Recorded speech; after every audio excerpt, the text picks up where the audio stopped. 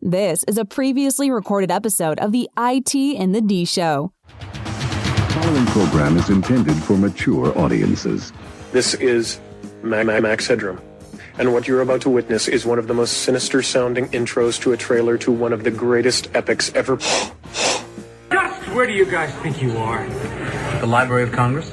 Detroit? Beyond the sun? Any of those right? Take him to Detroit. No! No, not Detroit! No! No, please! Anything but that! No! I used to hang out at the Magumbo Bar. It was a rough place, the seediest dive on the wharf, populated with every reject and cutthroat from Bombay to Calcutta. It's worse than Detroit. You will never find the more wretched hive of scum and villainy. Then don't come! Shut up! I dig you IT geeks. This is Dre DeMatteo from Sons of Anarchy. You are listening to IT in the D. What happens when you tap the angry beaver in the bunghole? Exactly. Come on. Christ. What the hell with this? I'm calling a break. We'll come back to the D Show. Hi, this is Ralph Macchio, and you're listening to IT in the D Show. Wax on, you know what.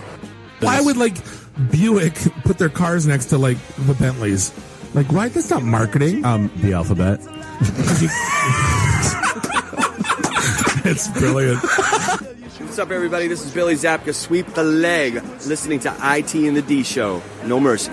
I may have to wipe the geek off. Hi, this is Martin Cove, John Kreese from the Karate Kid movie, and you're listening to IT in the D. Yes, Sensei! Hi, I'm Ernie Hudson, and you're listening to IT in the D. All you nerds out there. Nerds? Nerds. Nerds! What is a nerd? I'm a nerd, and I'm pretty proud of it. This is Scott Steiner, Big Pump Pump. IT and the D Show is your hookup. Holler if you hear me. You're in your underwear? I'm in my underwear. Hey, let's hang out. No, I'm sorry, honey. I have a headache. I definitely want to see Bob in his underwear. That's a fact. I can't say no, and I don't really want to. Well, especially with the back doors open. It's just too big. It's way too big. We just lost our clean tag on iTunes. This is Robert Hayes, a Ted Stryker to my mother. When I'm not hanging out at the Magumbo Bar, I'm listening to the IT and the D Show. It's worse than Detroit.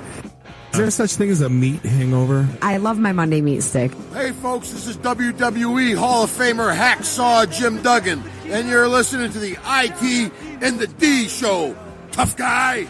Ho! So, what would you little maniacs like to do first? The question isn't what are we going to do, the question is what aren't we going to do. Ludicrous speed! Sir, had you better buckle up? Buckle this! Ludicrous speed! Go!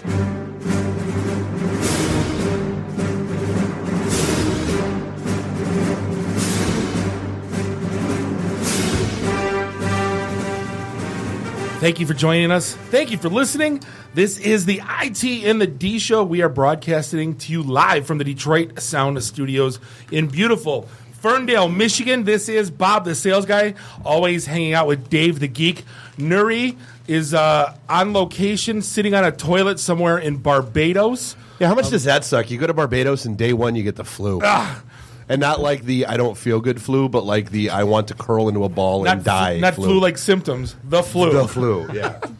Like I said, it's November the 9th. God, time is flying. Episode 117. Find us online, itandthed.com. Great blogs, job boards, all this fun stuff going on in Metro Detroit. And because we are IT and the D, and you just still aren't. Still or not, no. So, and actually, hey, before we get rolling, I want to do this quick because I did not, unfortunately, get a chance to re-rip the intro. So I'm just going to go ahead and let these three quick things just play. We're going to do that. My name is Michael Zapcic from AMC's Comic Book Man. You're listening to IT in the D. Hello, everybody. This is Ming Chen from AMC's Comic Book Man. I'm a techie. I'm a nerd, fellow podcaster. My favorite podcast is IT in the D. Hi, this is Theodis Crane.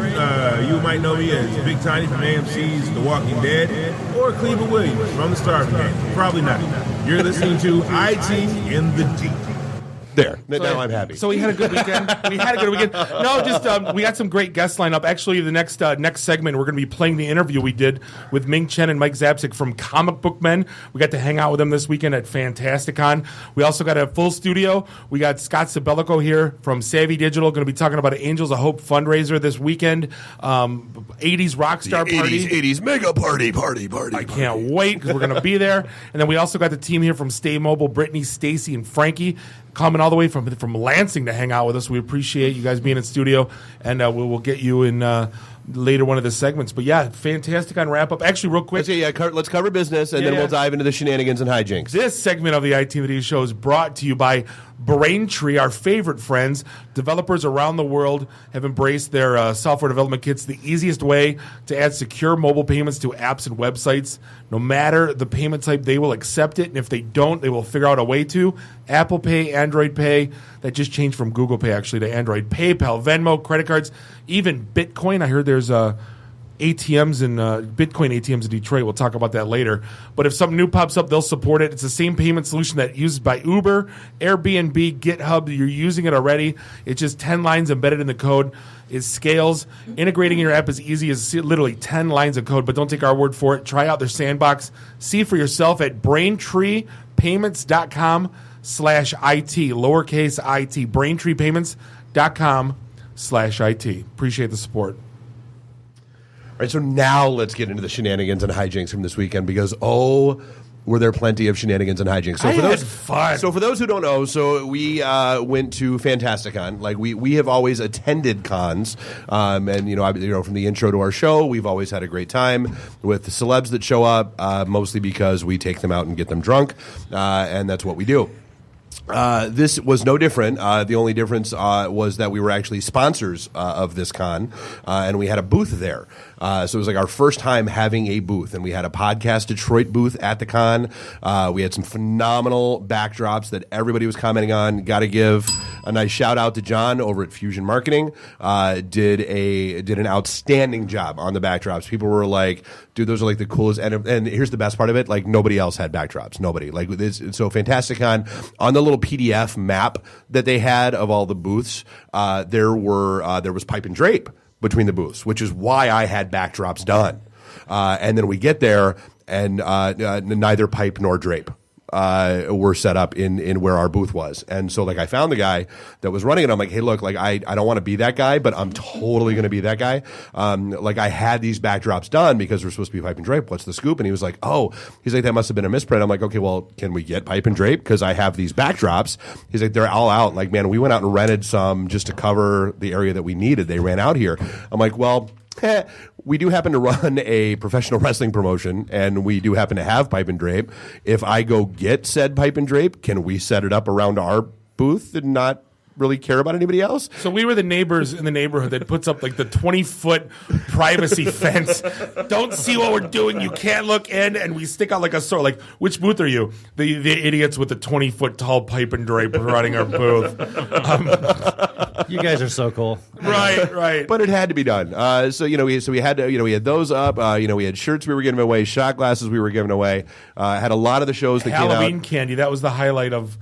Dude, we were like, we may have single-handedly given Mount Clemens diabetes this weekend. Diabetes, we may have, because dude, we had just bags of candy floating all over the table. And here was the best part: so we're giving all of this stuff away.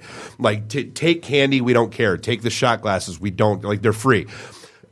All weekend long, there were still people that were coming up to the table like, I don't know if it was like the James Bond theme playing in their head, or maybe like Spy Hunter playing in their head, and like they were like look around and like look left and then look right and like try to be out casual, and like and you'd see just like, and their hand would like flash out and grab a shot glass, and then like flash out and grab some candy. Dude looks at me straight in the face. He's got a skull mask on, right? He's not really cosplay. It's kind of like one of the snowmobile masks that's like a skull, and he's staring at me, and he's a big dude.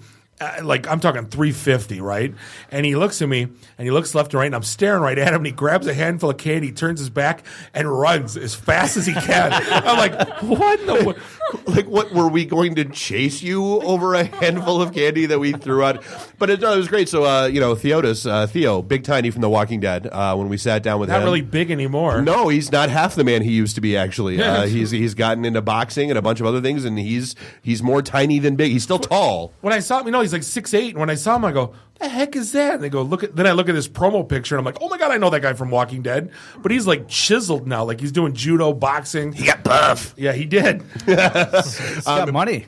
Well, but yeah, he said like the whole time, he said about 30, 40 minutes we sat there with him. And he's like, I absolutely hate you guys for having this candy here, but I love you guys for having this candy here.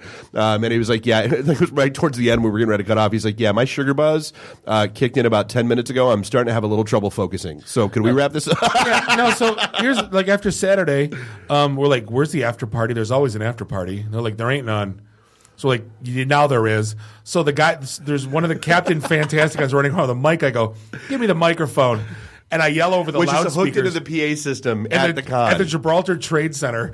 And I'm like, after party, 7 o'clock, Double D's bar, we're buying the first round. Just drop the mic. No, Podcast Detroit is the don't call it. Yeah, Podcast Detroit's buying the first round, drops the mic. I look over and I'm like, oh, mother of God, here we go. What was the turnout? We had about like 30-odd people that showed up. It was like the entire Ghostbusters ensemble showed up. So here we are walking into these towny bars. Well, no, so we get food at Double D's and a couple rounds of drinks, and life's good, and we're having a good time. And someone says, we need to do karaoke. That was me, Dave. Was that you? Oh, absolutely. Oh, okay. I just heard karaoke. So I pull out the phone, start searching, and the first place that pops up is Dick Weeds. I'm like, there's no way in hell that's a real there's actually a bar named Dick Weeds. And there's a phone number, so I call it. And the girl answers. She's like, Weeds? I'm like, is the name of this bar really Dick Weeds? She's like, yes, it is. It's the owner's name. I'm like, whatever. You guys have karaoke? She's like, yep, starts at 9:30. I'm like, that's all I need to know. Click. Gentlemen, mount up. And off we go to Dick Weeds. Humpty? Any Humpty? They didn't have it. But he got it. You don't. Right. No, he found it. He doesn't need it. I didn't, because he had. So here's the funny way: he went to YouTube and downloaded the karaoke version that did not have the words. And so I got up there, and as soon as the music started, Theo from The Walking Dead comes up and stands next to me. I'm singing the entire song. He's forgetting words left and right. At one point, he just looks at me. He's like, "Damn, dude." Are they 80s? I think it came out in either 89 or 90, if I recall correctly. I think that's your outfit for Saturday, right there. Oh, you get the glasses right there, dude. I will actually give you a mic. We'll cue that music, and you can go through the crowd. Oh, I sense bad things happening. And there it is. So Theo kicks off karaoke singing "Sweet Transvestite" from Rocky Horror and kills it. And knew the words. There's like 60 people with their phones up taping it. I'm stunned it's not on TMZ yet. Right, exactly. I'm not gonna lie. And so we get. But we have to paint. You have to paint the scene, because we all pull up to this bar named Dick Weeds, off some side street in middle of nowhere, Mount Clemens. With horseshoe pits in the yard. With horseshoe pits in the back. And so we all come rolling in like 30 deep, including 6 guys in full Ghostbuster gear. It was the kind of a place that we got 2 kinds of music: country and western. Yeah, we were waiting for boys drank a lot of beer tonight. And pretty much took over this towny bar, but like the best. So we had a phenomenal night, and we met Dick Weed. We met Richard Weeds. Came up, the owner of the bar, showed us his license. His name is Richard Weeds. Do you have a picture of that? I do. I absolutely took a selfie with Richard Weeds. I actually took a selfie with Dick Weeds. I was with Dick Weeds in Dick Weeds. It was So I mean, it was, and we just had a great the highlight of mine was singing the Flash Gordon theme song with a man named Ming from the Comic Book Men. Oh, wow. Right. So like me and him are doing the duet. He's singing the song. I'm doing lines when there's a break of the movie. They're like, "Impetuous born, yeah," and like the play, like all with a man named Ming. Oh, and of course, and the 30 of us are dying, and the rest of the bar's like, "What in the hell are you?" It's like a scene from Deliverance. Oh, and I got to party with you guys. That's it. I got to get out and party. There's no. But also, no I mean, we had a phenomenal night. It was a great, and it was funny because once they figured out who Theo was and who Ming and Mike were, then everybody was our new best friend. Over the course of the night, I was accused of being the guy on The Walking Dead that lied about being a scientist. The mullet guy? The mullet dude. This woman was convinced he was. She's arguing with him. In fact, bought me a T-shirt from the bar so that I could try to get it on the show as an Easter egg for them to laugh at some point. That's how convinced she was. She's like, you have to do it. I'm like, I can't make that happen. She's like, you have to. I'm like, I've been trying to tell you for 20 minutes, lady. I'm not that guy. Oh, that's when you just go along with it. You just have fun. So then there was I had to be an agent because I was always ordering rounds of shots and drinks and all that kind of stuff. And then at the end of the night, I had to be one of the producers of The Walking Dead. It was an interesting evening. But were you a zombie? What were you, Bob? I had the velvet sport coat on. I was straight up which some of our friends wanted to do a velvet sports coat. Unspeakable things to your jacket. Oh no, they wanted to have sex with that jacket, not with me. It was actually a topic of conversation that there were some people that wanted to kidnap Bob's jacket and have their way with it. It's a really nice jacket. It's a common thing to say. Right. But no, I mean honestly, so the best way. So it's about 2:30 in the morning. We're getting ready to leave, and we were sitting there drinking with the owner and the bartender. And our waitress walks up to us. She's like, "Look," she's like, I just got to tell you, you guys, you two, and all the people you walked in with are the nicest people that have ever come in this bar." She's like, the locals they're not like you. Can you come back every weekend and just this? They found us on Facebook and friended us. Yeah, I shoot him a friend. I shoot him a text, and I'm like, "Did you just get a friend request from the bartender and the waitress from that Dickweed's place?" He's like, "Dude, we just made their rent nut for the month. Of course, they're finding us on Facebook." Just find you guys a new revenue stream. We'll book you guys at the Kardashians when they go to the big nightclubs. Right. You'll walk up. We'll be the party promoters. Absolutely. I'll be the promoter. You guys will actually be the talent. So the problem is, unlike the Kardashians, we actually buy their drinks. That's our problem. Well, so I'm not gonna, one of my favorite lines of the night was when and it's just surreal looking back at it, was when I said, "Okay, waitress, I need shots from the Ghostbusters on over." How many? And she just looks at me and she's like, "I'm gonna need a number." I was like, "All right, fine. 1, 2, 3, 4, 5, 25. Just make that happen." A warm Jägermeister. It was still better than that maple crown crap that you inflicted upon us. That was it, dude. I've been to Korea and had kimchi. I've had pickled this and that growing up in the South. That is hands down the nastiest thing I've ever put in my mouth. That was not. I don't know about that. That was not a good. That was top 5. Exactly. But anyway. No, at the end of the day, I think I liked Fantastic on for one reason. It was it's accessible. Everybody was. It wasn't over the top huge. Yeah, that which is a good thing. But it's amazing. Comic book men, you'd think those guys would have a little bit of a ego or attitude, but they didn't. Everyone was cool to hang out. You don't get that at Comic Cons, right? Because you have 30,000 people clamoring, right? Where I think this one was so small they were so happy just to talk to. You know what I'm saying? The difference, instead of there being a line all night and people bothering you or eating, nobody bothered them. So it makes you be cool, I guess. I don't know how else to describe it. You guys are cool. It's okay. Right. You're cool. Right. No, but it was a great show. I mean, we got to, there were some of the folk Tony from the Gooder Guys show was out there. He came out and hung with us. He had our booth there. He was selling his art. Casey Pierce, who's going to be on here in a couple weeks, was out there. We've known her for a while. Just a great and a good mix of stuff. There was. Stuff for the kid. I brought home some stuff for the kids. There was, Bob was drooling himself over some vintage original flyers for the original Flash Gordon back in the 30s with Buster Crabbe that they had on there. He would not give me a price. Yeah, those are the worst conversations. Bob's like, that's amazing. How much? And the guy's like, well, everything's a little bit different. What price range were you thinking? Bob's like, nah, we're out. Right. I don't play that game. We're out. You can tell me this one's 100, and I'll go no. Then Yeah, work with me. Start with me from in the middle. Yeah. Sales guy, he is not. That's why I am the sales guy.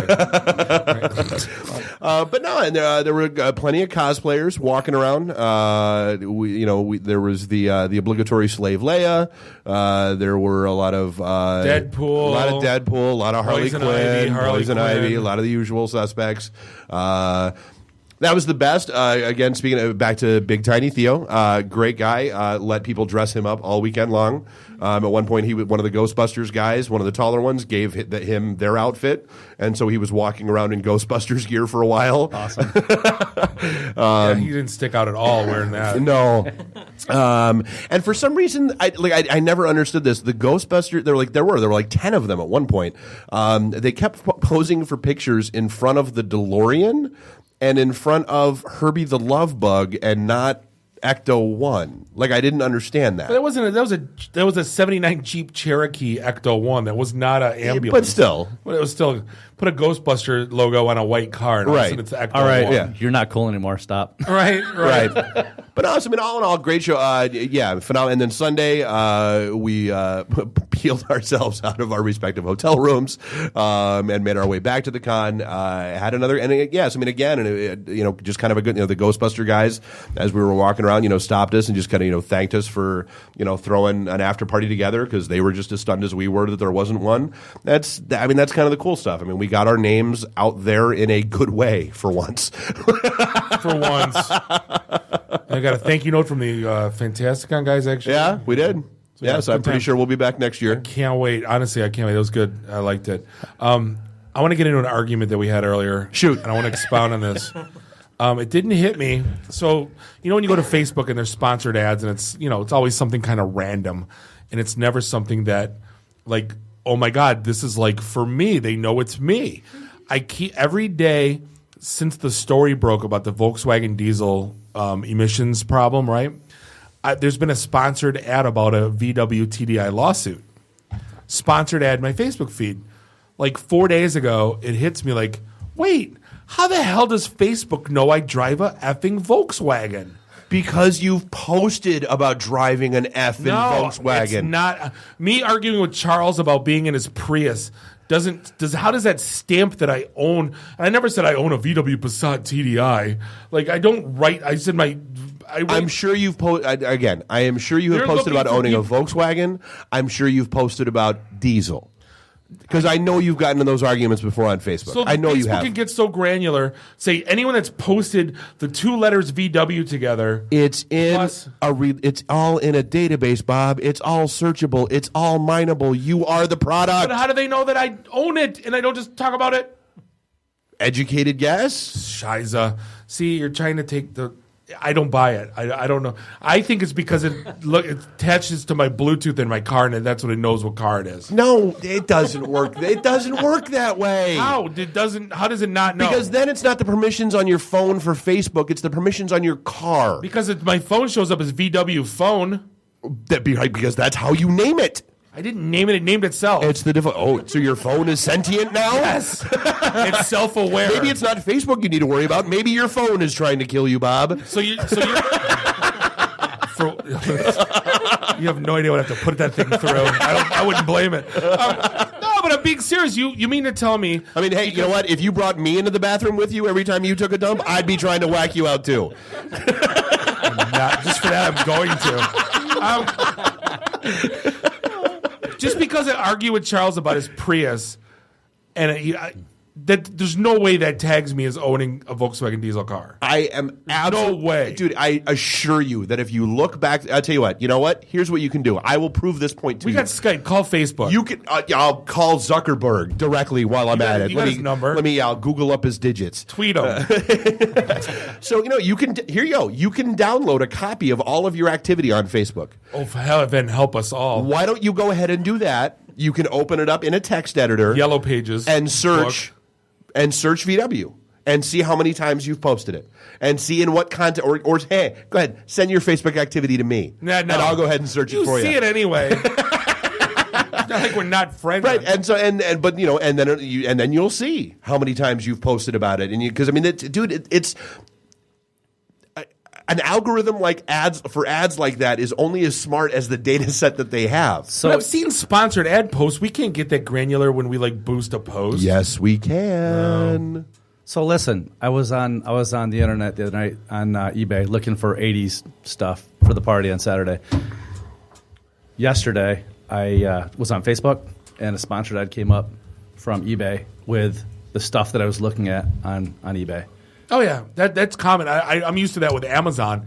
The one that gets me is every time I read an article, there's like 4 banner ads from Harry Shave Kits, and it's like, because I buy their stuff, we do the reads, and it's like, I'm already a customer, dude. You don't need to have it right. It's got to get to that point where you like you don't have to stop. You can stop targeting me. I've been buying. I'm a good customer. You know what I'm saying? Like. It's scary. You got to watch your digital trail out there. I mean, you leave a footprint wherever you go.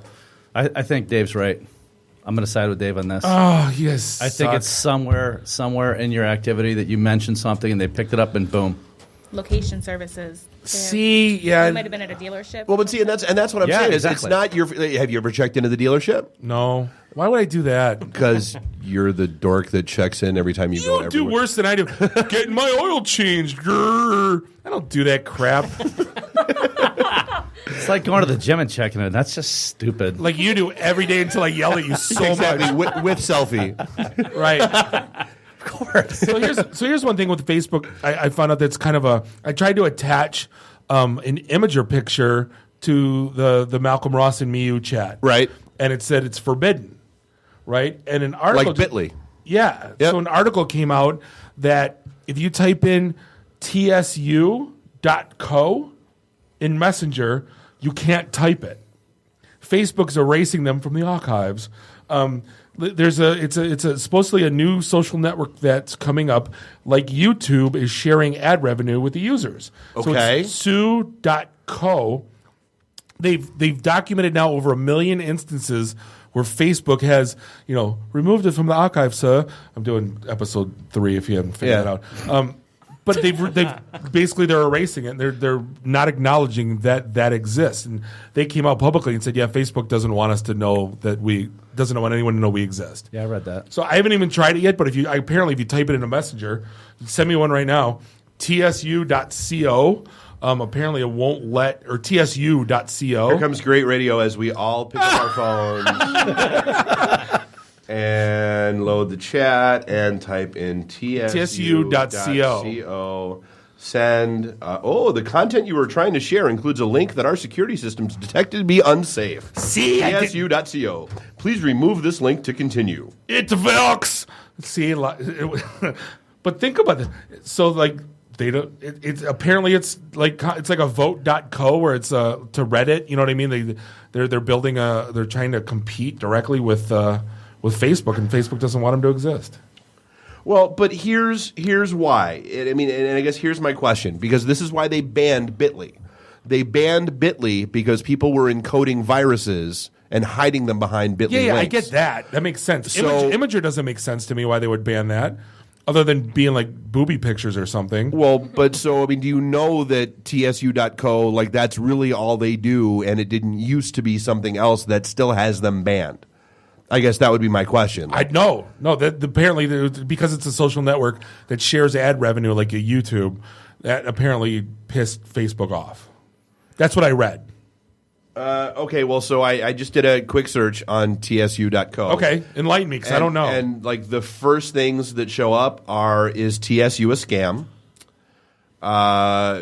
Because they're behind several things that have taken a whole bunch of money from investors and then disappeared, apparently. Okay. The advertising is pretty much a giant spam generation tool, which is probably also an issue.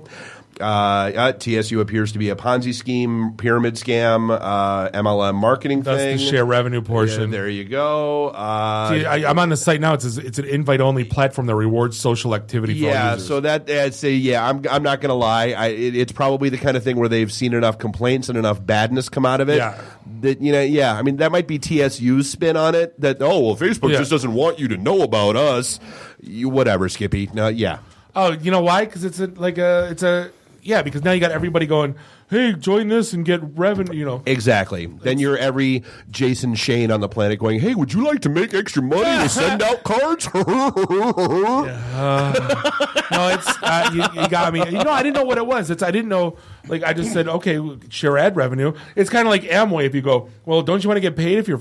Aren't you buying soap anyway? Yeah, right. Your friends are going to Myers. Why don't you get paid on it too? Well, that doesn't sound bad until you get through it. And you're like, oh shit. Why aren't any of my friends returning my calls anymore? Right. Because you tried to get them to sell soap. So here's the thing. Before we get you a quick break, I was thinking the other day, and like kind of you have these weird epiphanies. I'm getting old, right? I'm 42. Was that a stripper's name? Was it someone we met Saturday night? Yes. Epiphany? Epiphany? No, that was. But I haven't been in a fight since first grade.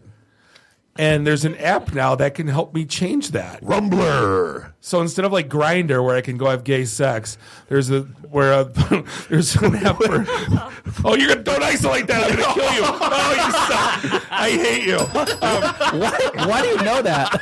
I know everything. Welcome to the intro next week. Screw you. I'm going home. Comic book man, Grinder.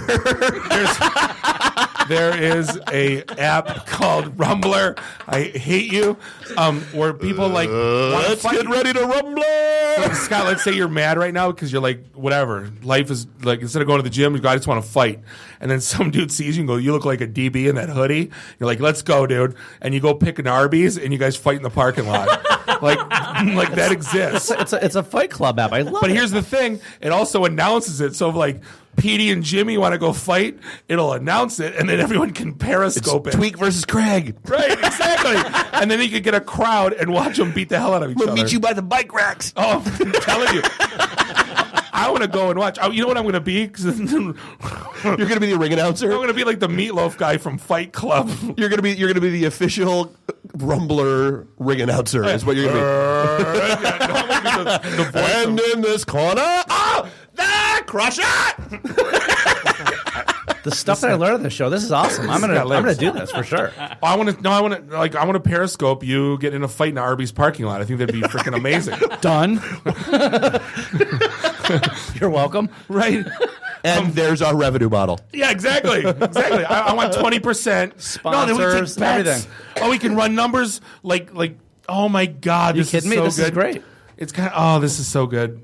Place your bets. Place your bets. Oh, the angry IT nerd or the disgruntled Arby's fry cook. Place your bets. 3-2 on the Arby's fry cook. Can you pick your opponent, or is this randomly get him? No, you can pick him, or the guy picks you. It's kind of like. So I can pick a really Tinder. small guy. It's too late, Bob. God damn it! I'm feeling bad about myself today. Yeah, exactly. But hey, but you could you can join it as a spectator then. Yeah, that's the whole. Yeah. Oh man. Then there's like two different levels. Yeah, I'm totally. The possibilities are endless with this. Right. Dude, we can get the undercard guy. Here's the revenue model for the undercard guys. Ring girls for Arby's parking lot. Ring girls and ring announcers for Arby's parking. What? How did you land on Arby's parking lots? By the way. We already did Applebee's. We're moving on. I'm sick of you, Applebee's. The hipsters invaded. It's not fun anymore. Right. There's bikes in the parking lot. But hey, we're going to bounce up against a quick break. Next segment, we're actually going to play the interview we did with Ming Not Chen. for those of you listening live. Right, and Mike Zapcic. For you guys listening live, you're going to have to pick up the archive on iTunes, Stitcher, SoundCloud, or however you listen to us. But if you're listening live, next segment we're going to be doing the interview we did at Fantasticon with comic book men Ming Chen, Mike Zapcic, and then we'll be back after that. And this is the IT in the D show, and we will be right back. See you in 8 minutes. IT in the D. Read, meet, listen. Networking Detroit, one beer at a time. Hey, this is John Snyder from Nip Tuck Smallville, the haves and the have-nots. Oh, Dr. Quinn, Hot in Cleveland. Secret Life of the American Teenager, and just about everything you can possibly imagine. And oh yeah, the Dukes of Hazzard. You're listening to Bob and Dave. It's the IT in the D show. ITinthed.com. This is a previously recorded episode of the IT in the D Show. This is a previously recorded episode of the IT in the D Show. IT in the D, networking Detroit, one beer at a time. ITinthed.com. And welcome to a very special segment. This is the IT in the D Show, broadcasting live from fantastic, kind of beautiful, sunny, exotic Mount Clemens, Michigan, at the Gibraltar Trade Center. Way to sell, Bob. This is Bob, the sales guy, hanging out with Dave the Geek. We got two awesome guests. We got Ming, Chen, Mike Zapcic from Comic Book Men, graciously hanging out with us. Appreciate it. Even after last night. I know, right? Oh, God. You guys couldn't be more gracious hosts. We went to a karaoke bar last night, appropriately entitled. You guys went to a karaoke bar. I wasn't invited. You were invited, Mike. I was, actually. I was passed out. I didn't wake up until about 1 o'clock this morning. Beautiful establishment and beautiful sunny Mount Clemens called Dick Weeds, 2 words. Highlight after the owner, Richard Weeds. After the we owner. met, yeah. Highlight of my night was singing the Flash Gordon theme song with a man named Ming. Yes. Who is in fact merciless. Right, exactly. And I sat down, all of a sudden shots all night, just keep flowing. More than we possibly could have needed for everybody. And That's half the fun. And I have you two to thank for that. Still feeling the effects of it, right? I tried to pace myself, but geez, man, I'm too old for this Jaeger.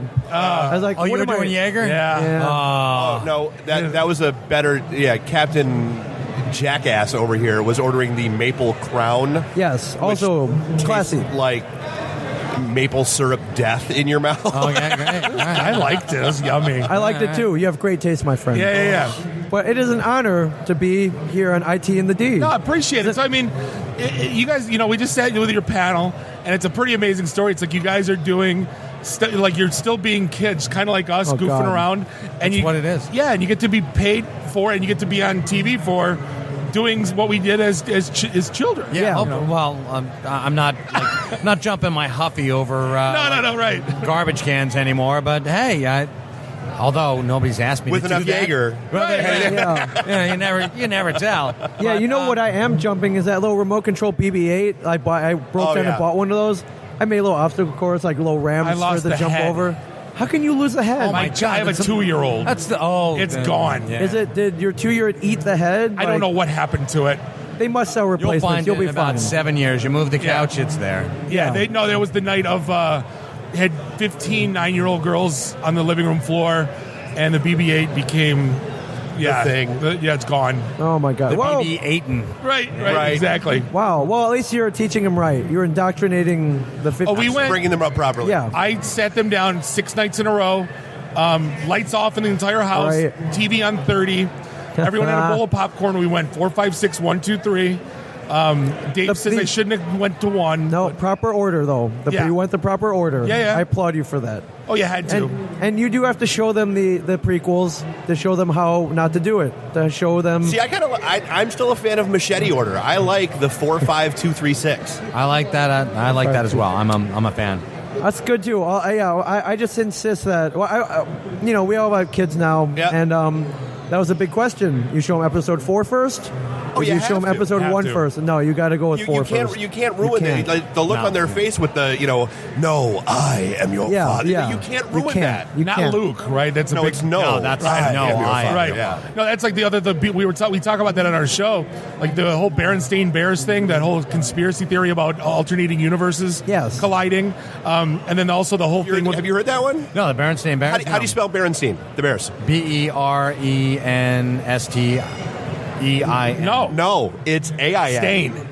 No, yeah, dude. Oh my God! So like all of us remember it as EIN, and so there's this whole thing about like what causes these collective pockets of delusion. Like there are people beam that me up, Scotty. Right. Yeah. There are people that there are thousands of people that swear they remember Nelson Mandela dying in jail.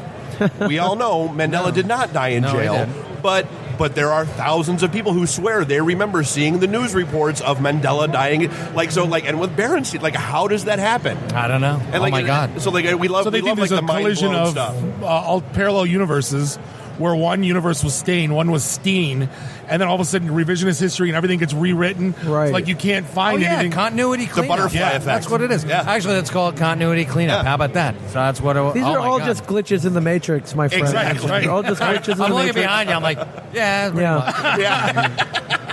That they've got their Podcast Detroit banners up, and it looks like the Matrix. The Matrix is a rain little waterfall. bit, We It's got a a good code graphics waterfall. guy. He says, "Here, guy, just surprised amazing. you with it." We love it. I just want to tell you guys, I am so glad that a thing called Podcast Detroit even exists. As a fellow podcaster, podcaster who grew up in Michigan, I just love that there is a Podcast Detroit here, a network. Well, we had supporting Detroit podcasters. Friend, we have right now. We're up to almost 30 shows. That's amazing. On the network. We basically a guy built out the studio for us and just said, just say that you're here. Well, we're using it for 2 hours a week, and everybody's like, "Well, I want to play." You guys being dicks. Right. You got this killer studio with kegs and booze, and you're using it for like 2 hours a week.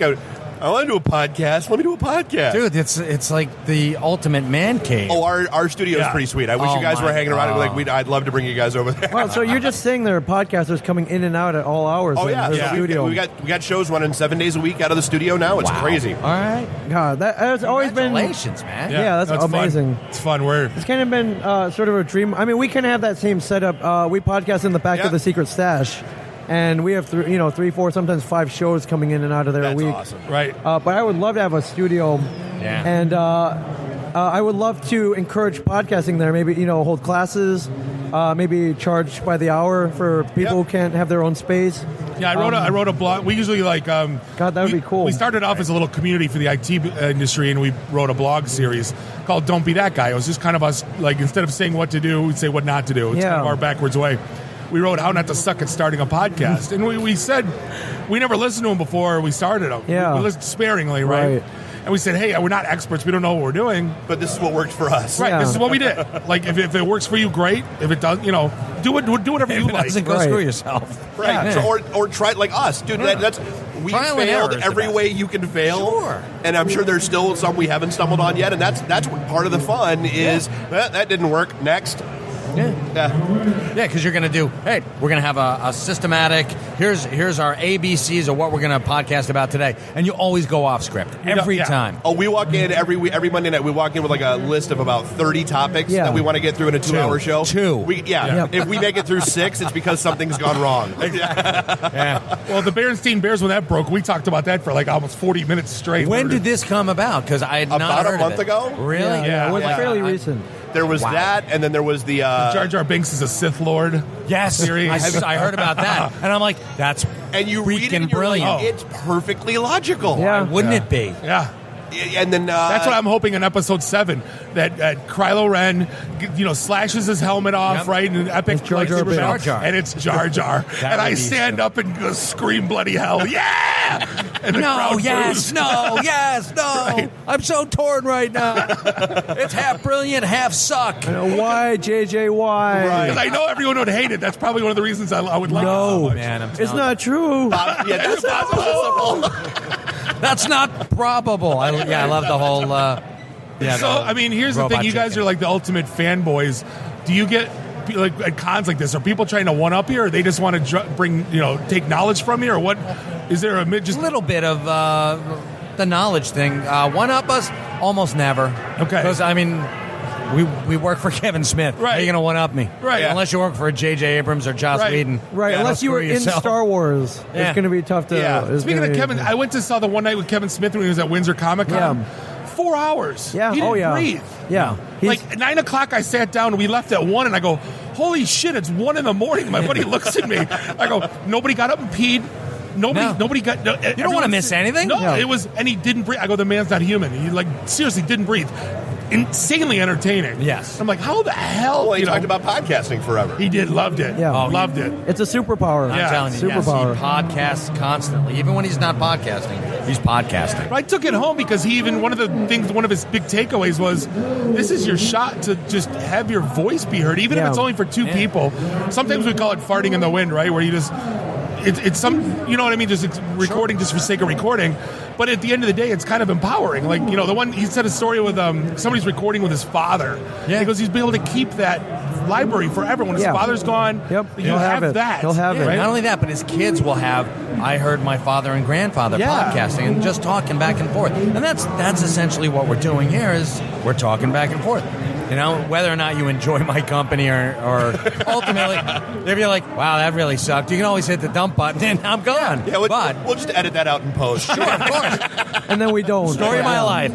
And we never edit anything because there's charm for everything. Yeah. If it happened, it happened. Exactly. That is. I mean, there's those two schools of thought. Like we're the same way. We're completely raw. Like we don't go back and edit out the ums and the. We broadcast live. We're live every Monday at 9:00. Yeah. So but then there are people that like have a production team. You know, it's South Park versus Family Guy. Yeah, we tell them Steve Dave. Yes. You know, so they don't do it. It's like I don't want that in there. I don't want that in there. Yeah, cut this, and cut this. Yeah, exactly. And I mean that's why they have 90,000 downloads a week. And we only have 45. But you know what? Well, I would rather work without a net. Yep. That's just me.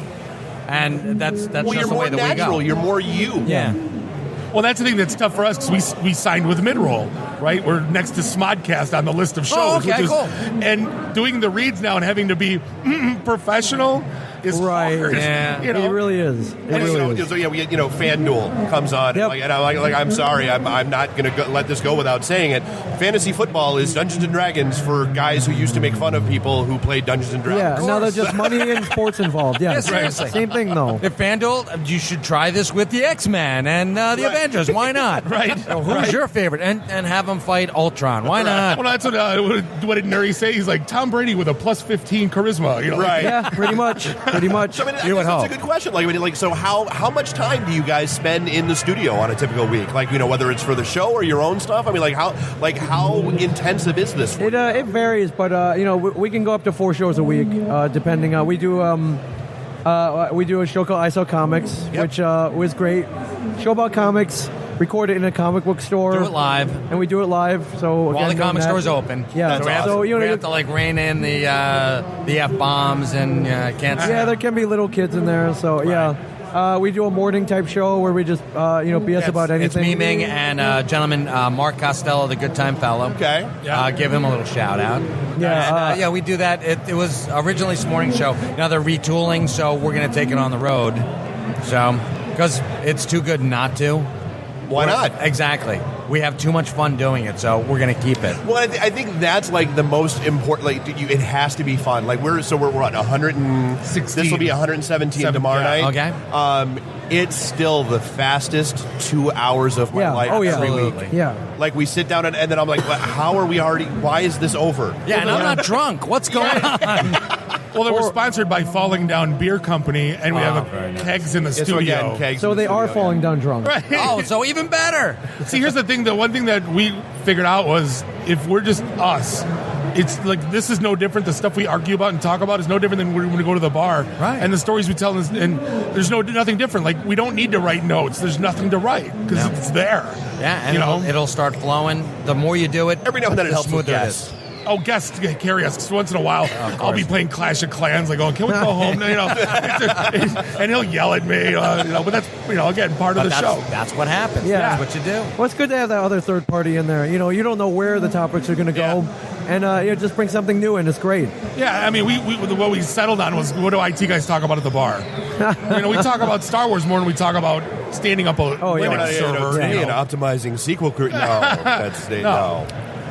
I was just on an IT show about, I forget the name of the podcast, but good guys.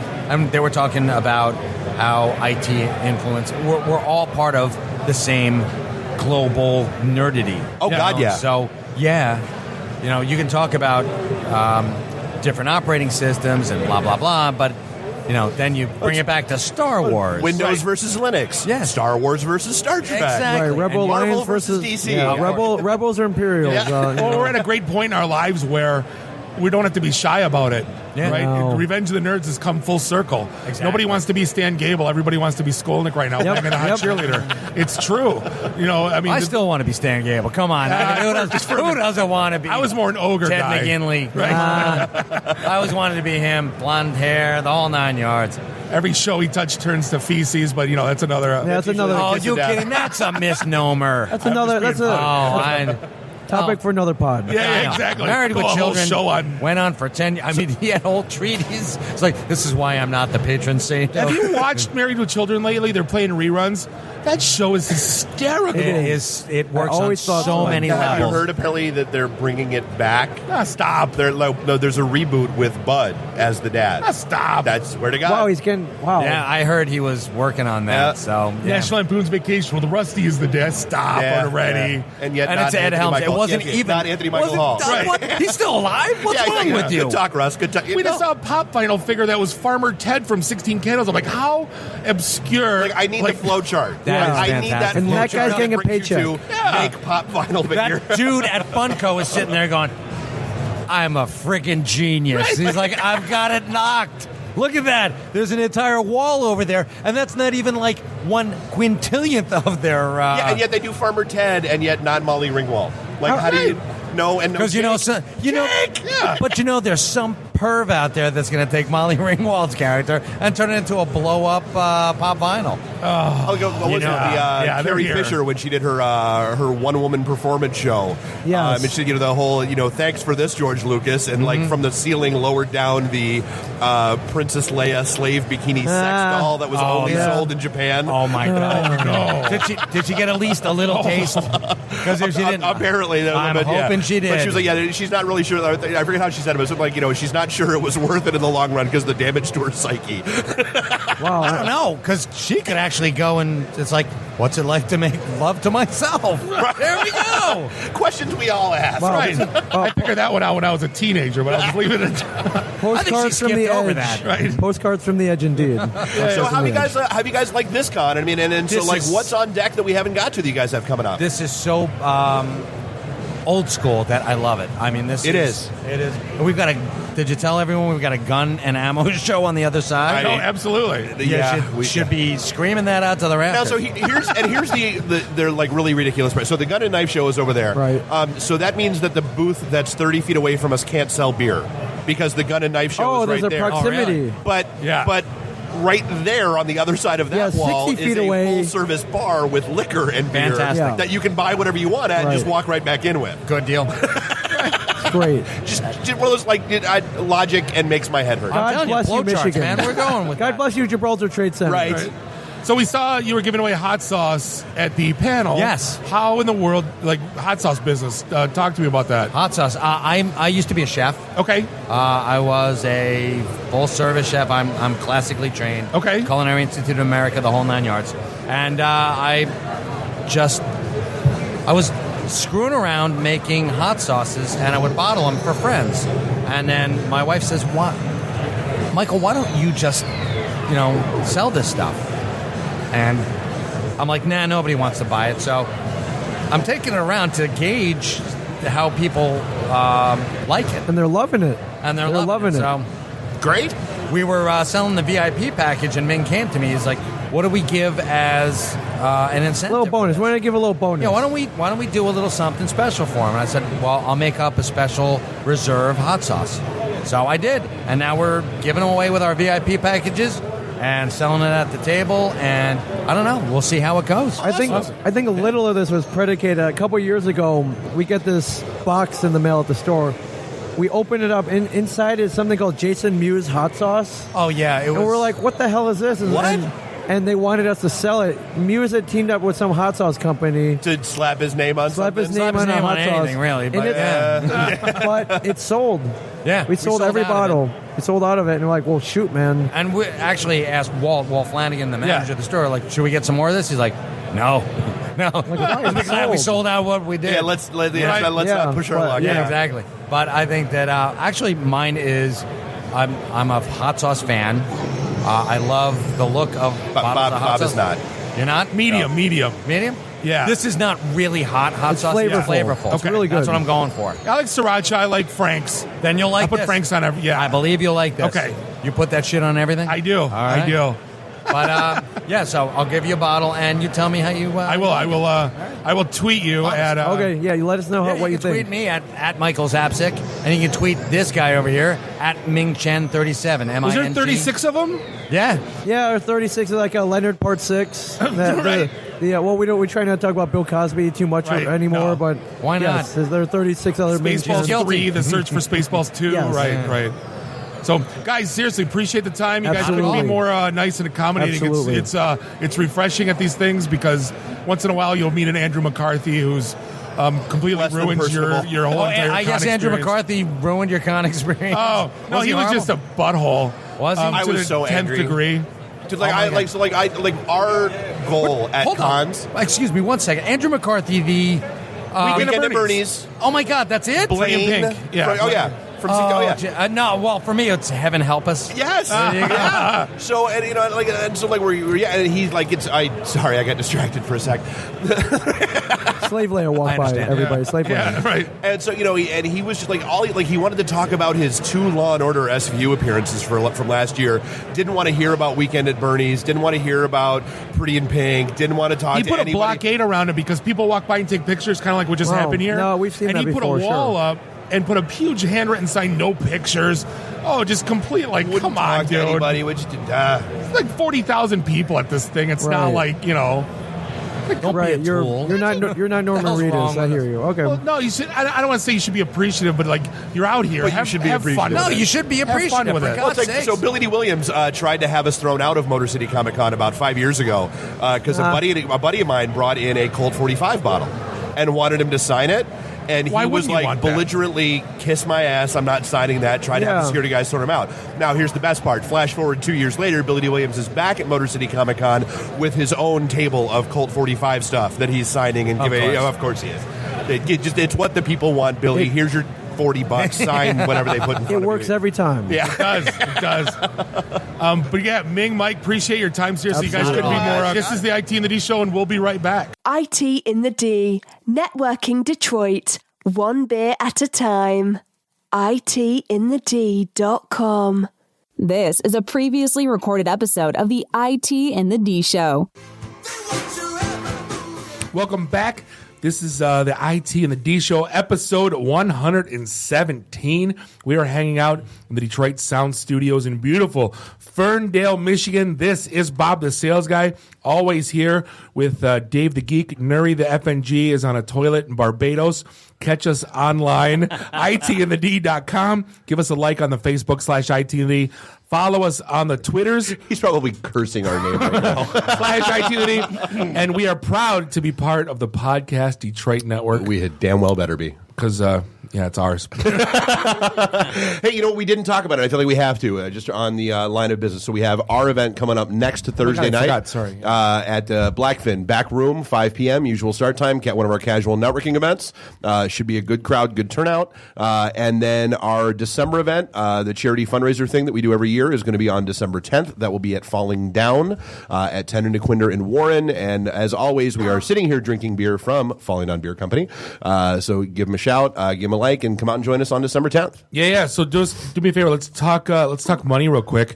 Truth is, sometimes, Dave, you need a little extra, right?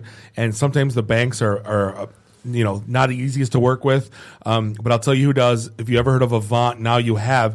There's a company who gets it. They'll provide you access to personal loans from $1,000 to $35,000 without stepping foot in a bank.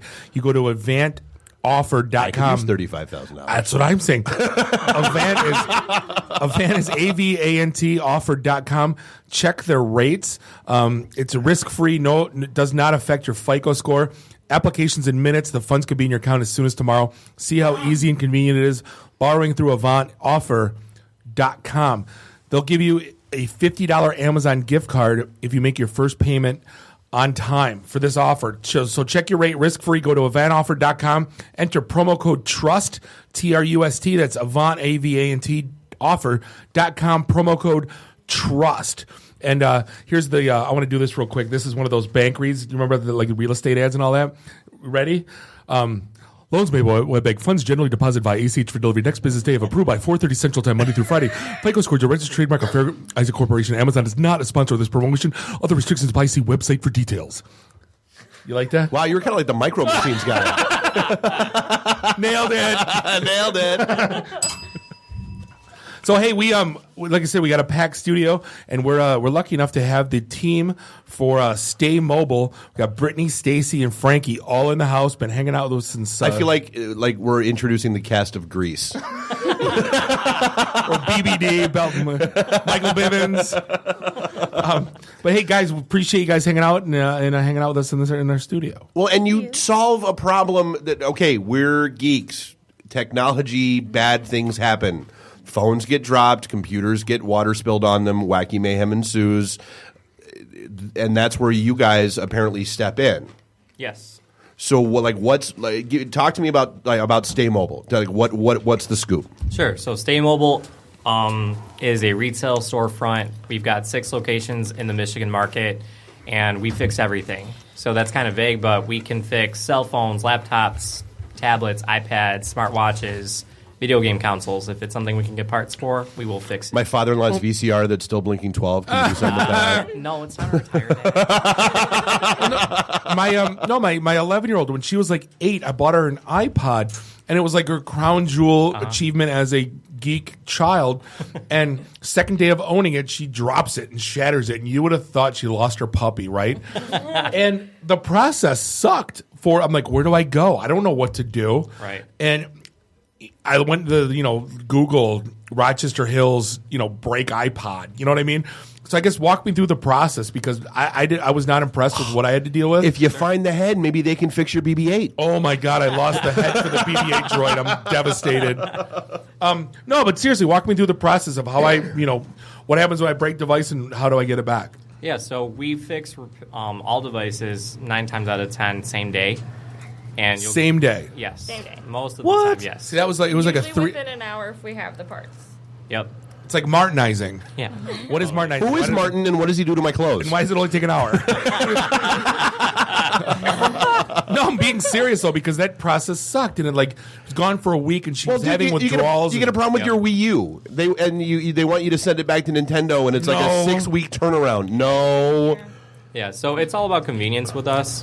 If we do have to order the parts, it's 2 to 3 days max, and then you actually get to meet the person that is going to actually be performing the repair, versus having to be without it for 5 to 10 Is it really days. the person that's doing the repair, or is it just someone that you put out front in front of customers? No, most of the time. Well, if it's only an hour, they're not going to send it to Bangladesh, you goof. I'm just saying. Well, no, I'm thinking more like Melvin in the back room that you don't let. You believe you can have my stapler? You don't really want to put in front of customers, but then you've got, hey, Chip Fix-A-Lot out in the front room. No, it's Milo from UHF. He never leaves the shop. Right. I'll just stay here, guys. We like being in the dark. Yeah, no. They're allowed out on the sales floor. Absolutely. Yep, they get to go home. It's like the Area 51 from Independence Day. They don't really let us out much. No, but I'm looking at I don't want to say it's painful, but I know you haven't used Geek Squad, but Scott probably has. It's an awful process. I want to sue them for using that name. Horrible. They are damaging the name of all geeks on this planet by using the name Geek Squad. It was good before Best Buy bought them. I remember it was a very cool service. And they just now it's all about upsell. Hey man, you got monster cables? Yeah, right. They're only $137 on sale this week. Yeah. Get them on Amazon for $12. No, those are stupid, man. Those don't work. Whatever. So I mean that's so okay. So in 1 hour, if you've got parts in stock, 2 to 3. Okay, but that brings me back to the how, because I mean again, like you say everything. There's a lot of different areas of tech out there. Right. So if you bring in a dolly with a refrigerator, no. But if you bring in a Kindle or Apple Watch or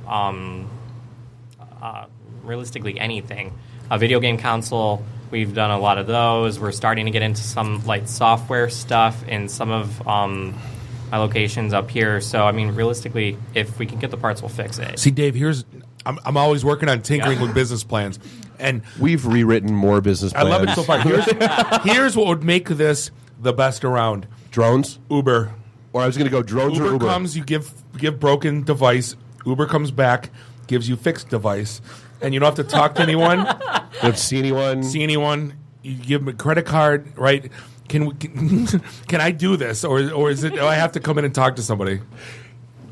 You know who? Okay, we need to hook them up. Drive. No, we need with the Drive guys or the dry cleaning. Yeah, exactly. The Drive folks, and because they had delivery and pickup, right? And so this could have delivery and pickup, and that. Oh, dude, that. So because again, so 6 locations here, and like where? We have locations in Lansing, Downriver, and Woodhaven, Troy, Southfield, Auburn Hills, and Farmington Hills. Okay. So we're pretty versed in the Metro Detroit area. And then if you live a little bit more down south, like Monroe, we have a location in Holland, Ohio, right in the Toledo area. Okay. Detroit Junior. Screens? Can you replace screens? Yeah, so and everything. So charging ports. I was saying charging ports. That's a problem in my house. My kids wiggle, and I'm like, no, pull straight. Or you tried to plug it in the dark and you can't find it. Right, it's always upside down, and you're all That's and welcome to the intro. Right after it's so big, and trying to plug it in. Because dude, that happened to actually both my wife's phone and mine. Where you wind up plugging it in and you jack it all up. That's why we wanted them here, is because I don't know where to go. Did you know where to go? Nope. That's what I'm saying. No, I call and I bitch, and then eventually they cave and send me another phone. That's how that works. Right. No, see, I could not have the iPod out of the. I needed it like now. It was like a 4-day process though, and it wasn't cheap. Wait, 4 days had you neurotic? No, really? Her. Oh. My child with her new iPod that she just broke. Oh. I think you were getting beer while I was talking about that. Oh. Yeah. I was turning the air on. So talk to me in terms of like pricing, because no one knows what to pay for this stuff. It's all across the board. Did you guys line up competitively, or how did you guys do the pricing model? Yep. So everything. It's all based on the desperation in your voice and the volume of the child screaming in the background. How much is the additive? How much is it going to cost? How much you got, boy? Right. Well, supply demand. It's like National Lampoon's Vacation, the tire guy. Yeah, exactly. Is this your device or your child's device? Well, it's all competitive pricing. So in each one of the states that I support, we on a monthly basis will survey our competition. So my kid snapped her, broke her, like everything else, broke her iPad, Air, the new whatever screen. What's that going to set me back for? Honestly, it really depends on which model. Okay. No, it's the new iPad Air 2, whatever that one is. If you know offhand. If you don't, it's no big deal. I'm just Merry Christmas. Here's your iPad from 2 years ago that I fixed. Yeah, I think they're about our pricing sheet for Michigan's $99. So that was cheaper than the iPod I paid for. No, seriously, it was. I think I paid $140 to get that thing fixed. Yeah, like another $200. I think it was only $250 device. Right. Well, 9 times out of 10, our prices are going to be right there, if not a little bit less than our competition. You get to see the face that's actually be working on the device, and then you get it, and most of the time in about an hour. Okay. So you got to have a funny story, right? What's the dumbest thing somebody? Because obviously the drop in the toilet, you probably love handling those devices. Oh yay! Yeah, let me get out my rubber gloves for this one. But what's the worst? Absolute worst? Wasn't it Dragnet when they pulled up to the Playboy Mansion? Are you vibrator repair? Oh, thank God! Can't act right, Dragnet. I don't remember. All I remember is the goat leggings. I don't remember lines. But what's you got anything off the top of your head like the most ridiculous or awful thing you've ever seen? Well, a kindergartner just received their iPad and they were so excited they threw it up in the air and then it landed flat on the ground and shattered. Complete shatter. Yep. So that was fun. We've seen that child a couple times. So good parenting. Well, when I got the iPad for my younger child, I got her like the $80 like shatterproof Army whatever case. I'm like, the other day she tried to I need to get into this thing. I'm like, I didn't even know how to take it apart. I was like putting it into like the vault of the guy. It's like you can't even push the buttons on the touchscreen because the thing's so. How do people find you guys online, or how do obviously when you go through Google, there's going to be 100 different places. I talked to you earlier in the green room, like what sets you apart? Like why you instead of like the 37 guys that are next to subways, it seems like in every strip mall. So there's multiple things that do set us apart. We offer repairs on all devices, whether it's... I mean, the hour turnaround's huge. That's Yeah. one, you know. Yeah, so the hour turnaround in many cases is a really big selling point for us. Also, the fact that we specialize in all devices, not just one specific brand, and then we warranty everything for the life of the device. So, you know, if we change your screen... Not for the kindergartner, though. Yeah. No. But we will ensure and make sure that all the parts that we put in there are going to work. So let's say after a couple of weeks, something starts lifting, there's a little bit of delayed reaction, or it starts ghosting. That's something you bring it in, and we'll swap it out, no problem. I love the whole lifetime warranty thing because they know we're the geeks. We refresh every year and a half, 2 years. And that's lifetime. Right? That's our lifetime. And then it winds up in a drawer. Right, And then we never or see to it our again. children. Right. No, so I guess here's a good question because like I know, and this it just infuriated me because I know how old they are. But you know, speaking of iPads and repair, so like my kids, the bird showed up like Friday. I don't know how that happened. There's a dead or stuffed robin or canary. What's red? Cardinal. Red robin. Cardinal. Yum. I don't know. On the chandelier. Don't really know where that came from. Nice distraction, Bob. So my kids' school, they like all the kids get iPads. Okay. And they bought them like 4 years ago. Okay. And yet, so when I get the little stupid form that, hey, yeah, my daughter's in third grade, gets an iPad, yada yada yada, and they're in like the uber rugged, run over it with a steamroller case and all that kind of nonsense. And yet they still have a little clause in there that it's going to be like 110, 150 or whatever the hell it is to get it fixed. And I'm like, really? The damn things are 4 years old. How high are you? Like, I mean, are you guys, I would love to turn my kid's school onto you and be like, hi, is that, like, are you guys just dealing strictly consumer? Are you dealing with contract gigs like that, or? We don't just deal strictly with walk-in customers. We actually do make partnerships with different companies in the schools and stuff like that, so you can get preferred pricing on different, devices. They could be the official repair squad of IT and the D. It's funny. We just got a tweet sent out from Ian. He said, "At Best Buy support, please listen to the IT and the D show. These are your people." Right. Exactly. Well done, Ian. Exactly. True story. Go ahead. I'm sorry. Yeah, well, that's pretty much it. Yeah, we're actually reaching out, trying to partner with companies and stuff like if you do need us, we're here for you. I mean, it's just that's the way it is. Well, it makes sense with the whole school thing. Instead of like having just random guy breaking, like have a thing where you're working with the schools. It makes sense, right? Mm-hmm. So that happens all the time. So in the South, it's a little bit more pronounced where they are utilizing tablets or iPads or what have you for the last several years. But up here, more they allow technology in the South. Yes. You sure? You sure, boy? I've seen it. I grew up in Virginia. They don't take kindly to people like me down in Virginia. Nice. But a lot of the conversations we've had with decision makers up here, they don't know what to do with it. It just ends up in a drawer, in a filing cabinet. So we do offer all kinds of device repair, especially for school districts and business organizations. Or Steve in IT winds up selling it on eBay as gently used. Yes. I always want to know. I was going to ask a question. Gently used. Are you plugging into the USB port and downloading all my pictures?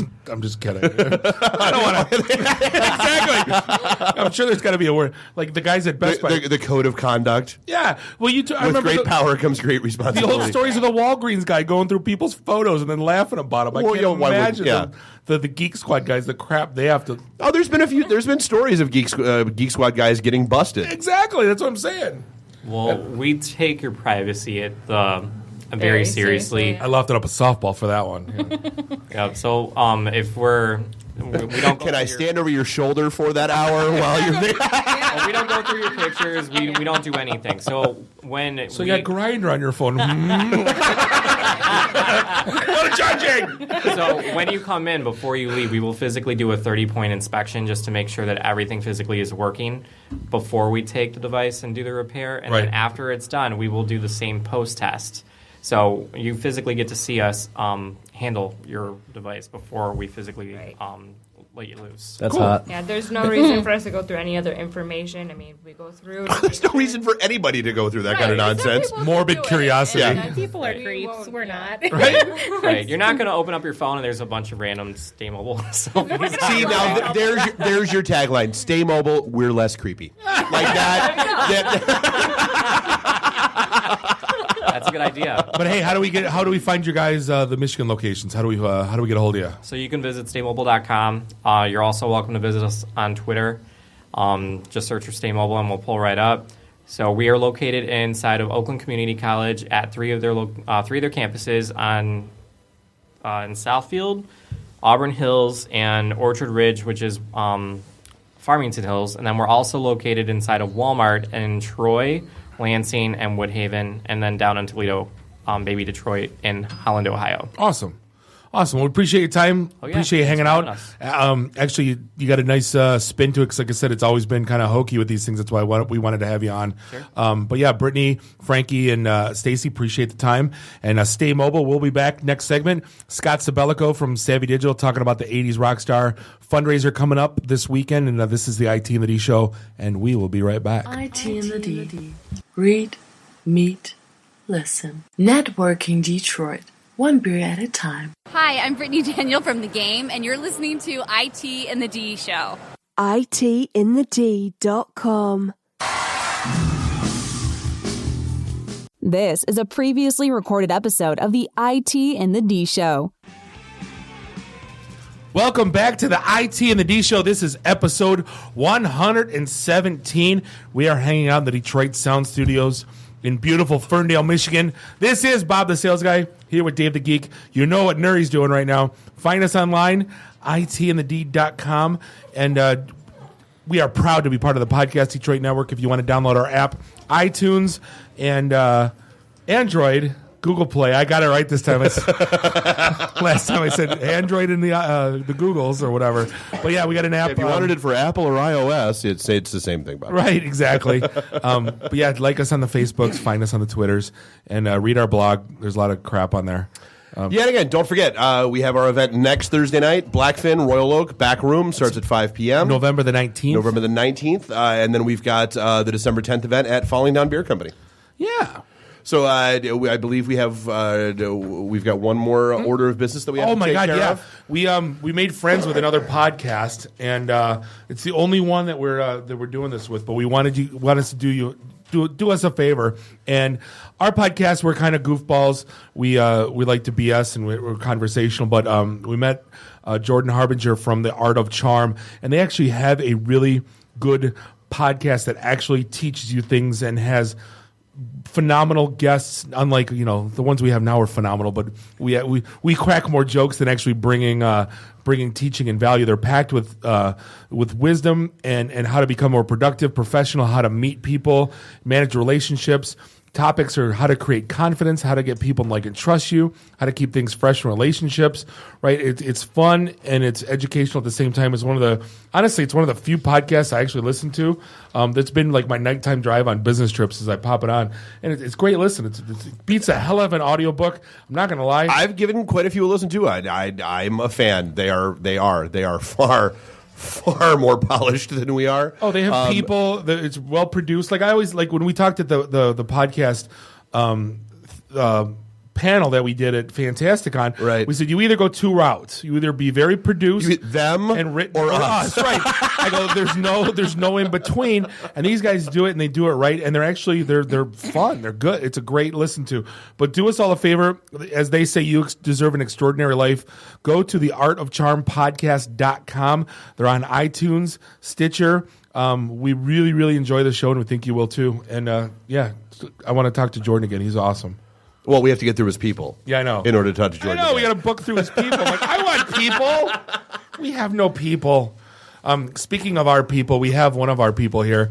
Scott Sabelico is in the house. If you listen to our intro, he's the guy that wants to see me in my underwear, and I don't know why he would say that, but the best drops are always out of context. Oh, completely. I totally remember that episode like it was yesterday. It was about the Valentine's Day run. Yeah. Like, how'd you meet Melinda Ann? And it's like, Valentine's Day run, it's like we were all running around in our underwear. Bob's like, I would never do that. Well, I want to see Bob in his underwear. Exactly. Well, you have the opportunity again this year because I'm running it in February. So hide come your on. kids, I hide think your I'm, wife. Come on. I'm busy that day. Just put on a onesie. You'll be fine. Can I? No, Walmart A scooter. wrestling singlet. Walmart scooter in my underwear or nothing. That's all I'm doing. An adult diaper and a rascal scooter. Speaking of which, I'm in. I have a friend of mine who's a professional photographer, and her dream in life is to get me in a Cupid outfit so she can use me for promo pics for Valentine's Day. And I keep saying no, and she keeps. I think that would be epic. No, it's not. It's not happening. Yes, please. But Scott is one of the founders of Savvy Digital. If you ever went to, there are 2 bottles of Jaeger in the freezer. I feel like we could make this happen tonight if we apply ourselves. Scott's one of the guys that produced. If you ever went to itandthed.com and on the right, there's a little YouTube video that says, "What is IT and the D?" What is IT and the D? Right, exactly. Those are the guys that actually produced the video. You guys do phenomenal work, and you're kind of here to talk about. You're putting on and you're helping put on an awesome event this weekend for a great charity. Why don't you tell us more about what's going on? Awesome. Thanks. So I'll give you some background on Angels of Hope first. We'll start there. Angels of Hope has been around since the early 2000s. They're kind of a grassroots cancer foundation, all volunteer-based, that raises money and helps families that have been afflicted by cancer with financial support and different resources. Every cent that's raised by Angels of Hope goes right back to the families. I've went to a few of their events, Scott. I've never left without bawling my eyes out. It's like what those families have to endure, man, with those kids. It's just heartbreaking. We've had the luxury of going behind the scenes with many of these families and doing some film work. So it's a tearjerker. There's some situations. Wait, so now you're like, okay, so like now you're the guy that at like so the other night when I'm on a build call at like 4 a.m. and I've got the TV on for background noise, and there's the old guy that kind of looks a little bit like the guy from Jurassic Park with all the starving Ethiopian kids around him as they're being filmed, telling me that I should adopt them for 75 cents a day, and I'm like, but you're right there! You help them! There's obviously you and a camera crew. So here's the difference with that. So I know that's kind of sick. So here's the difference with that. Savvy Digital, myself, my partner Chris Holowicki, we're committed to helping people that have been afflicted by cancer. We've been doing this for like the past year and a half. We just kind of fell into it. We've always been a part of nonprofits and giving back and community outreach, but this is. Once you latch on to one of these cases and you work with some of these folks, they're just real people like you and me. As I get older, I'm 46. I don't look 46. We'll edit that out in post. Yeah. As I get older, I meet more people, more family members that are afflicted by cancer, some shape or form. Like my mom died when I was 16. It's just real. Rough. And the fact that Angels of Hope is one of those organizations that just gives back every single cent is why I've kind of stuck by them and why I really believe in their organization. And I've seen them in action. I've actually seen them help people. And I've actually worked on a couple of cases where we've gotten grants for this one individual didn't have a car to get to chemo treatments. He's an older gentleman. He no car, no job, limited income, and just needed to get a car to get him to his doctor's appointments and get him to chemo treatments. So Angels stepped in, and they got him a gently used car at La Fontaine, and he's able to get to his treatments, and has a happier way of life right now, a better quality of life, and that's what it's all about. Well, you think about that at the basis of you don't have a car to get to chemo. I mean, think about how how bad that must be. Just shit that we take for granted. Yeah, like you don't even. It's an afterthought. We have a bad day. Work sucked, or someone said I blew a tire because of a I spilled some coffee on my crotch this morning. Life sucks. I go home. I take a shower. I see my kids. I hug and kiss them. I see my wife. Kids are healthy. Everybody, yeah. It's just such a game changer. Kind of being involved and working with everybody that lives this stuff every day. And some of these folks, they lose their children, and that's why it's called Angels of Hope. And a lot of these kids have terminal cancer. Angels, on several occasions, I know personally, have actually paid for funerals, and it's just a sad reality. So, I'm behind these guys 100%. Yeah, no parent should ever outlive their kids. No, and it's just, but it happens, and it's scary. I couldn't, I look at my kids every day, but like I couldn't imagine that. Imagine Bob just going home and one of your kids just being so ill, and you could do nothing, and there's nothing. I wouldn't be me anymore. Just I'll leave it at that. And I talk to people literally every single day that are in these situations. And it's a struggle. It's a daily struggle. And all you can do is just try to be positive and help as much as you can and just be real, and just be an ear to listen sometimes. That's all you can do. But Angels goes a step further, and they provide a lot of really good support. So we're backing them with this event. We sat down with the board of directors and said, hey, we want to give back. We want to help, raise as much money as we can, so you don't have to turn families away. Now that we've destroyed the mood of anyone listening right now, no kidding. Let's shift gears to the weekend event, which is going to be phenomenal. So we actually partnered up with these guys, and we're putting on a really cool party on Saturday, November 14th at On the Dunes in Commerce. It's a night to fight cancer, 80s rock star party. We're going to have Jay Towers from Fox 2 is going to be hosting it, which is exciting. We've got music by a really killer 80s tribute band. Dude, I love these guys. They rock. And their set list is just going to be amazing. I'm really excited. And it's an 80s party, so people are dressing up in 80s outfits. It's going to be a lot of fun. You're going to get some free appetizers. Well, and the band is named Rockstar. Rockstar. They're rock stars. Way back in the old, and this, Bob, this is how far back this goes. Back in the old, 97.1 message board days, one of the guys that we know, Kelly, who was one of the fill-in ring announcers at Best in Detroit when needed one, if you put it in that context, was their singer. Something like going back to the late 90s, early 2000s. That's when I started going to these guys' shows over at Augie's. That was sweet. And just have it, dude. It was a blast, and they were our, every couple months they would play a show, and all the people from the virtual world of the message board would all get together at Augie's, get destroyed, and watch Rockstar and sing along with every freaking song. It's going to be a blast. These guys have a really good following. I'm getting ping from people from out of state that are actually coming to go see these guys.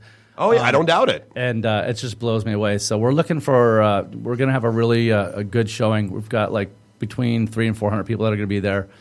And if you've never been On the Dunes facility, by the way, it's amazing. So you're going to walk into this place, and it's just massive. It's huge.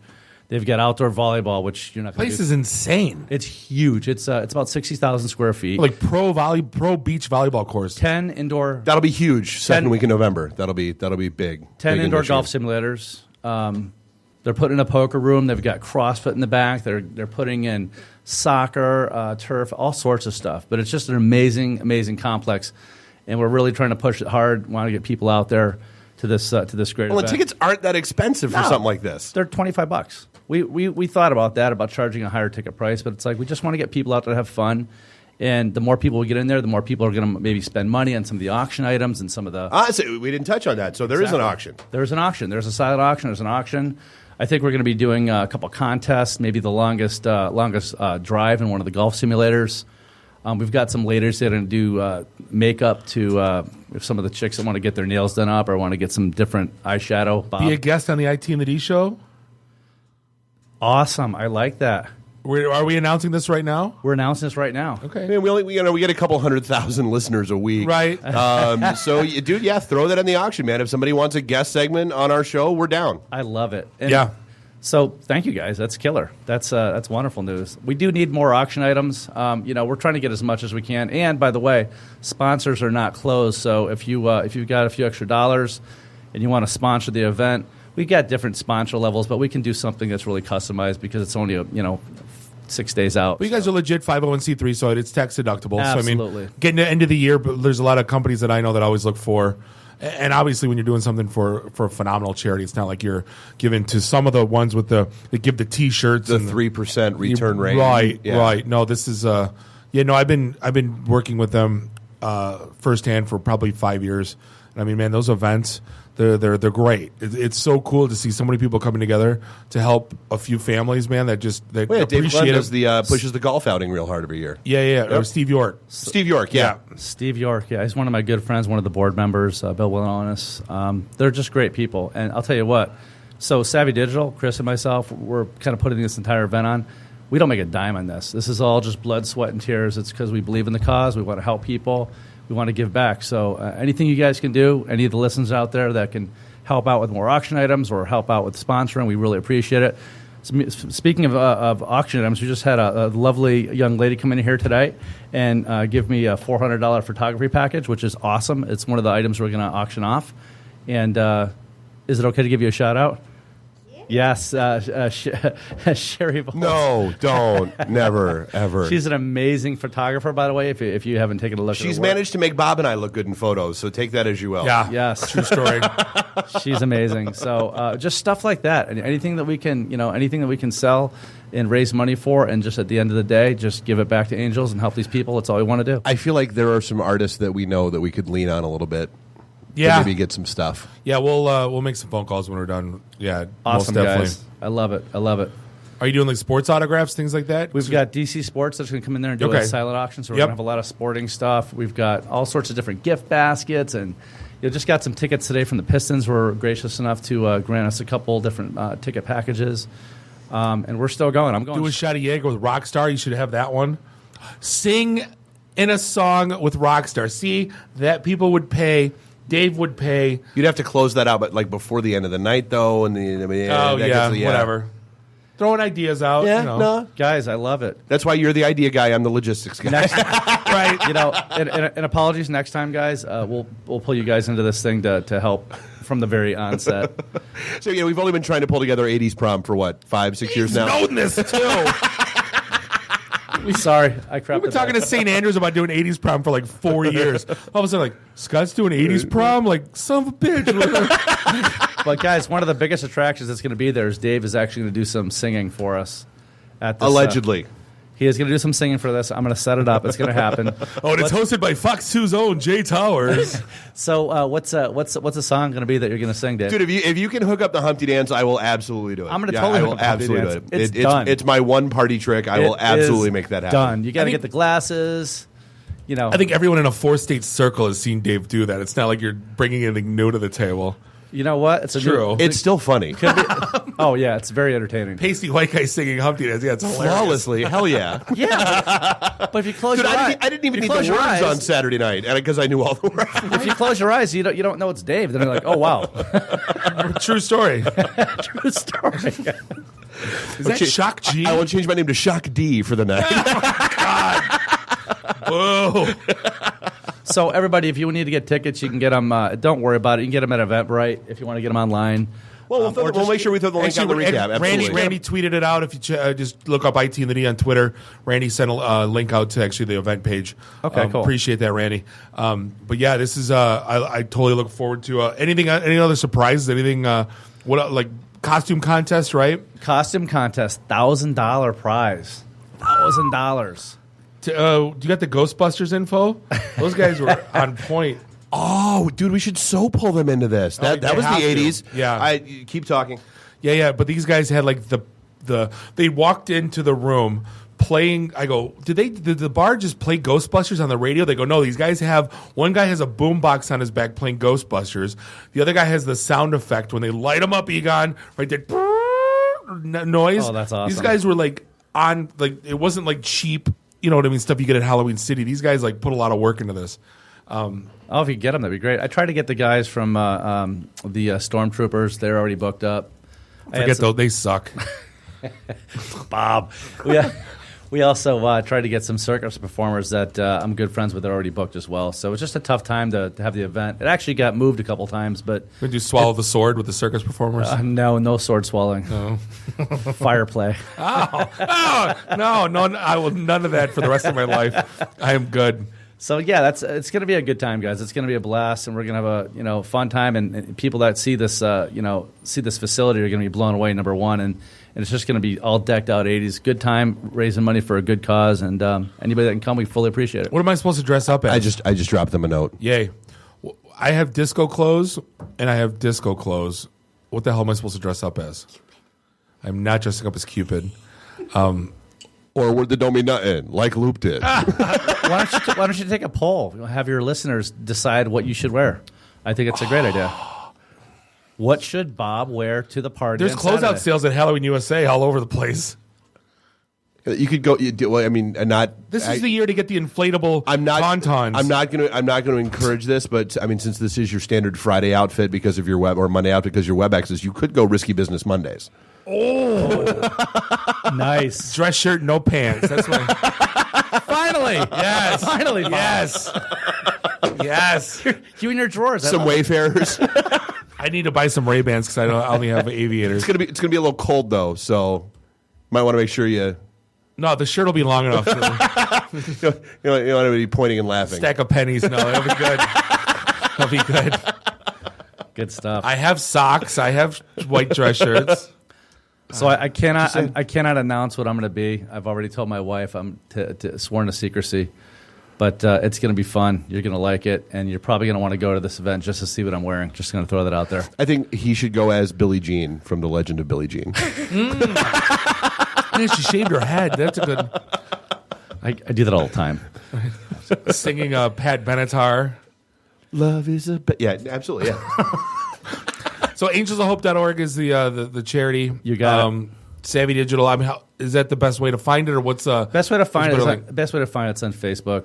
Just go to the events page and type in "A Night to Fight Cancer." Boom, you're there. Well, we'll have the link there tomorrow. Absolutely. Yeah, absolutely. Look forward to.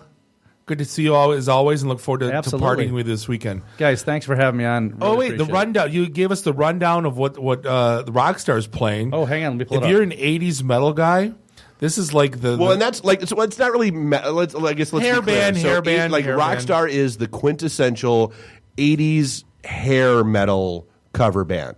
I mean, it's the Quiet Riot, the Def Leppard, the Poison, Motley Crue, and Guns N' Roses aren't hair metal. All right, here we go. Really? Poisoners. Yeah. Here's the set list.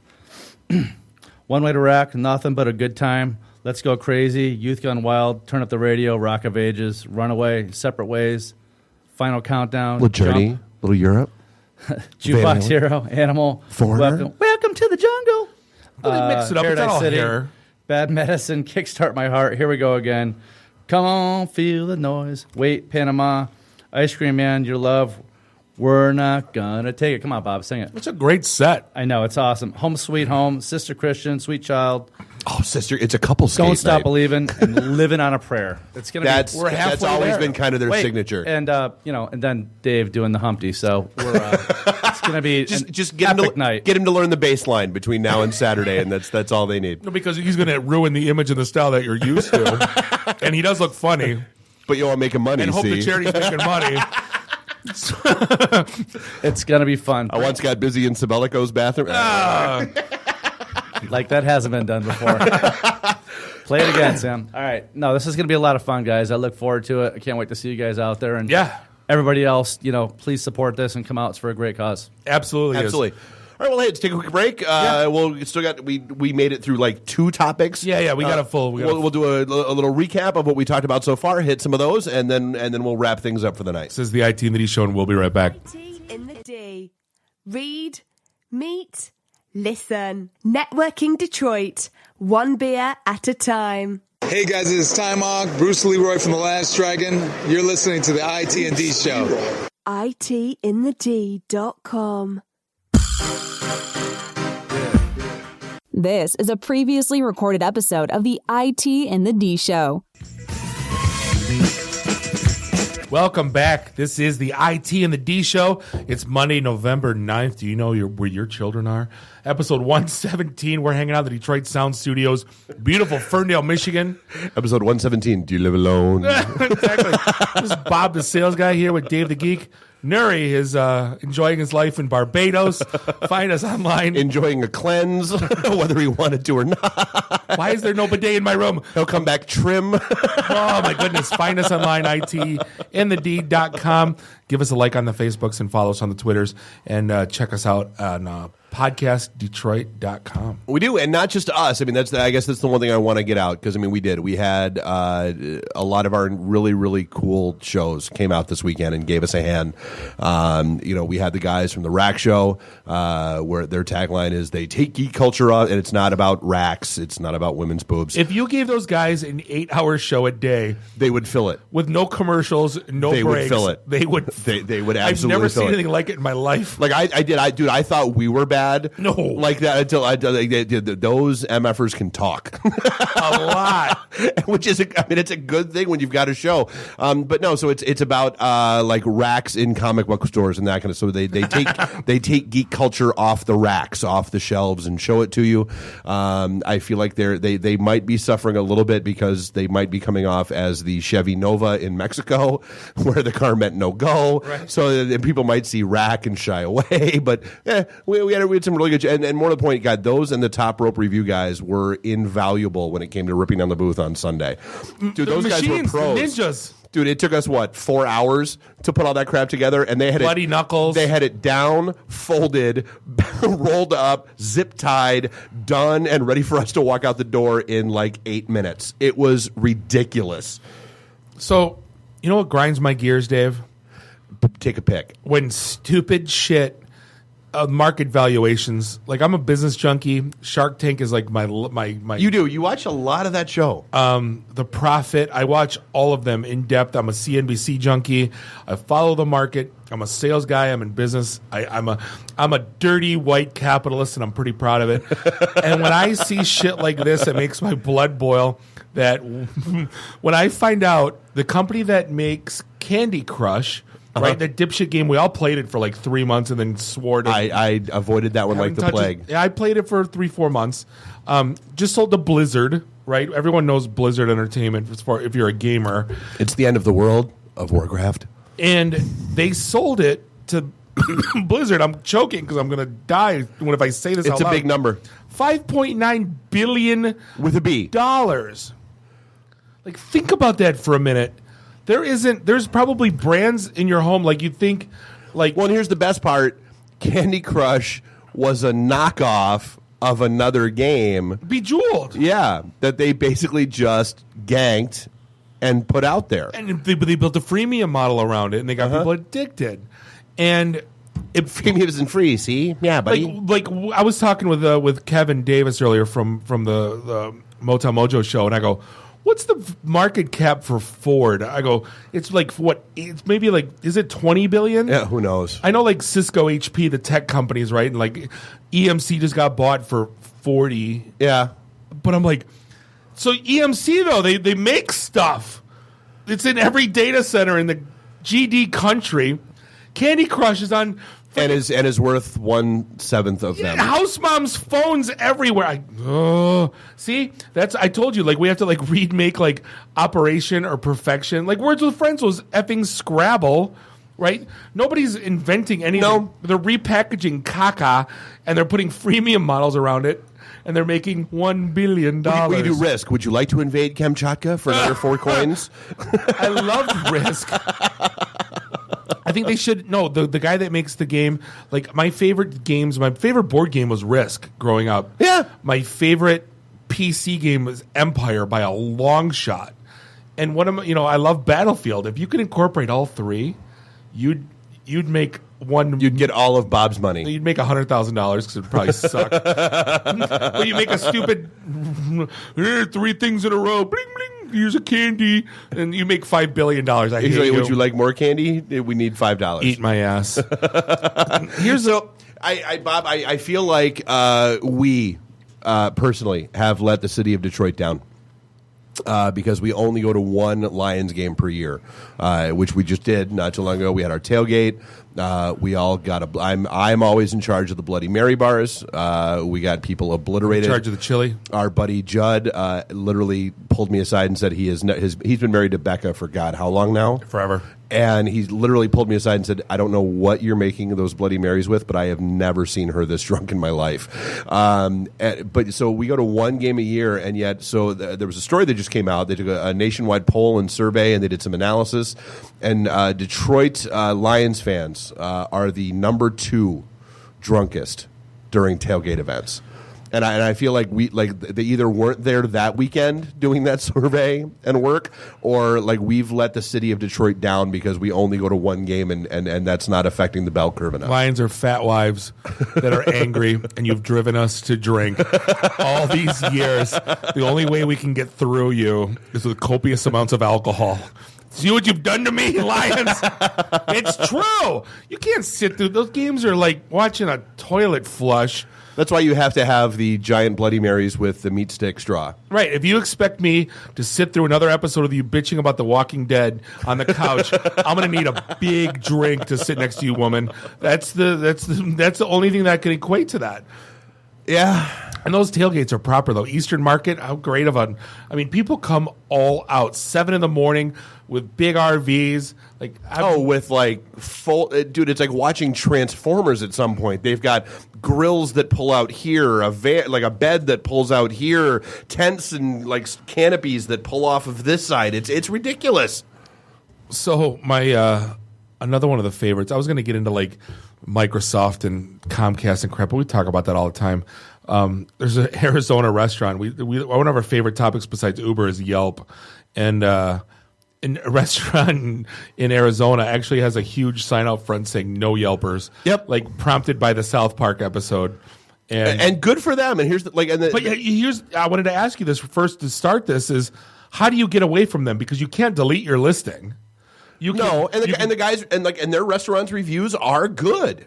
Like they're averaging like a 4.5 star. It's not like they're getting crappy reviews, it's not like they were getting crappy reviews. I just farted on your salad. Right, well, because now, of course, the Yelp firestorm of people who have never actually been to the restaurant are writing the 1-star reviews and which is basically just proving this guy's point.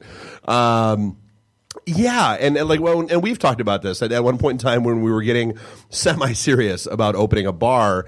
We had talked about having. Still are you kidding me? Basically, we wanted the Yelp detector app, and so as soon as someone checked into our location, on the TV, dude. No, as soon as somebody checked into our location on Yelp, it flashed on the big screen around the bar, and so that we knew exactly who they were and exactly where they were, so we could go kick them out. It's like Rogers Roost, like the lady that pulls up the thing on the Indian that's in the woman's bathroom, and there's a big neon sign. She looked. I want to see where's Robert W. right there. You get the Yelper special. They think that's the thing. Going on that South Park episode is like people think they have power because they can write a shit review, and it's garbage. Because again, you either it's 5 or 1. I want medium. More 3 reviews. Give me 3 reviews. It's all 1-star, 5-star. There's no medium. There's no category. It is what it is. It's life. Remember, dude, I've been talking about this for 15 years, and I always talk about writing a book, and the book's gonna be called Medium. Like, why can't we be medium anymore? Nobody's medium. Everything's this way or that way. It's like that in life right now. Politics, everything. You're either so far that way, so far that way. There's nothing, just medium. Yeah, there's no moderate. Do you know what a medium Coke at McDonald's is? Like a 32-ounce jug. I want a medium. What happened to medium? Yeah, I want something that'll actually fit in my cup holder. Right. I wish I could wear medium shirts, but that's another story. But one of the things that got me. Speaking of Microsoft, because you did touch on it. No, they suck. No, well, but that's why we got to talk about it. So everybody was using the unlimited storage that Microsoft offered, and so because they offered unlimited storage, and so Microsoft has now rescinded the offer of unlimited storage, and you're back down to a terabyte because everyone is using unlimited storage. But let's focus on that for a second. On what freaking planet does your average person need more than a terabyte, Bob? A terabyte.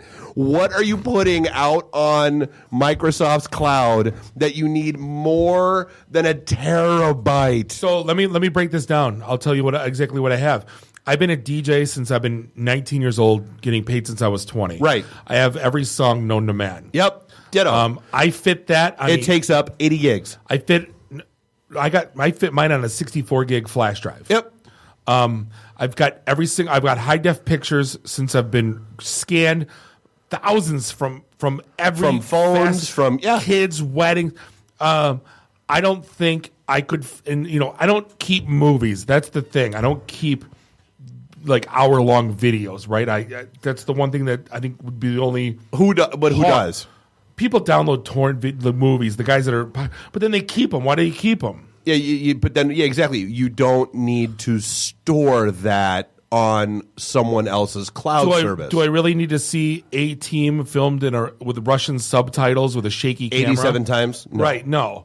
No, once it comes out on HBO. Go download it again. I can delete it once it comes on HBO. Or just go download it again. Right. Exactly. It takes 30 seconds.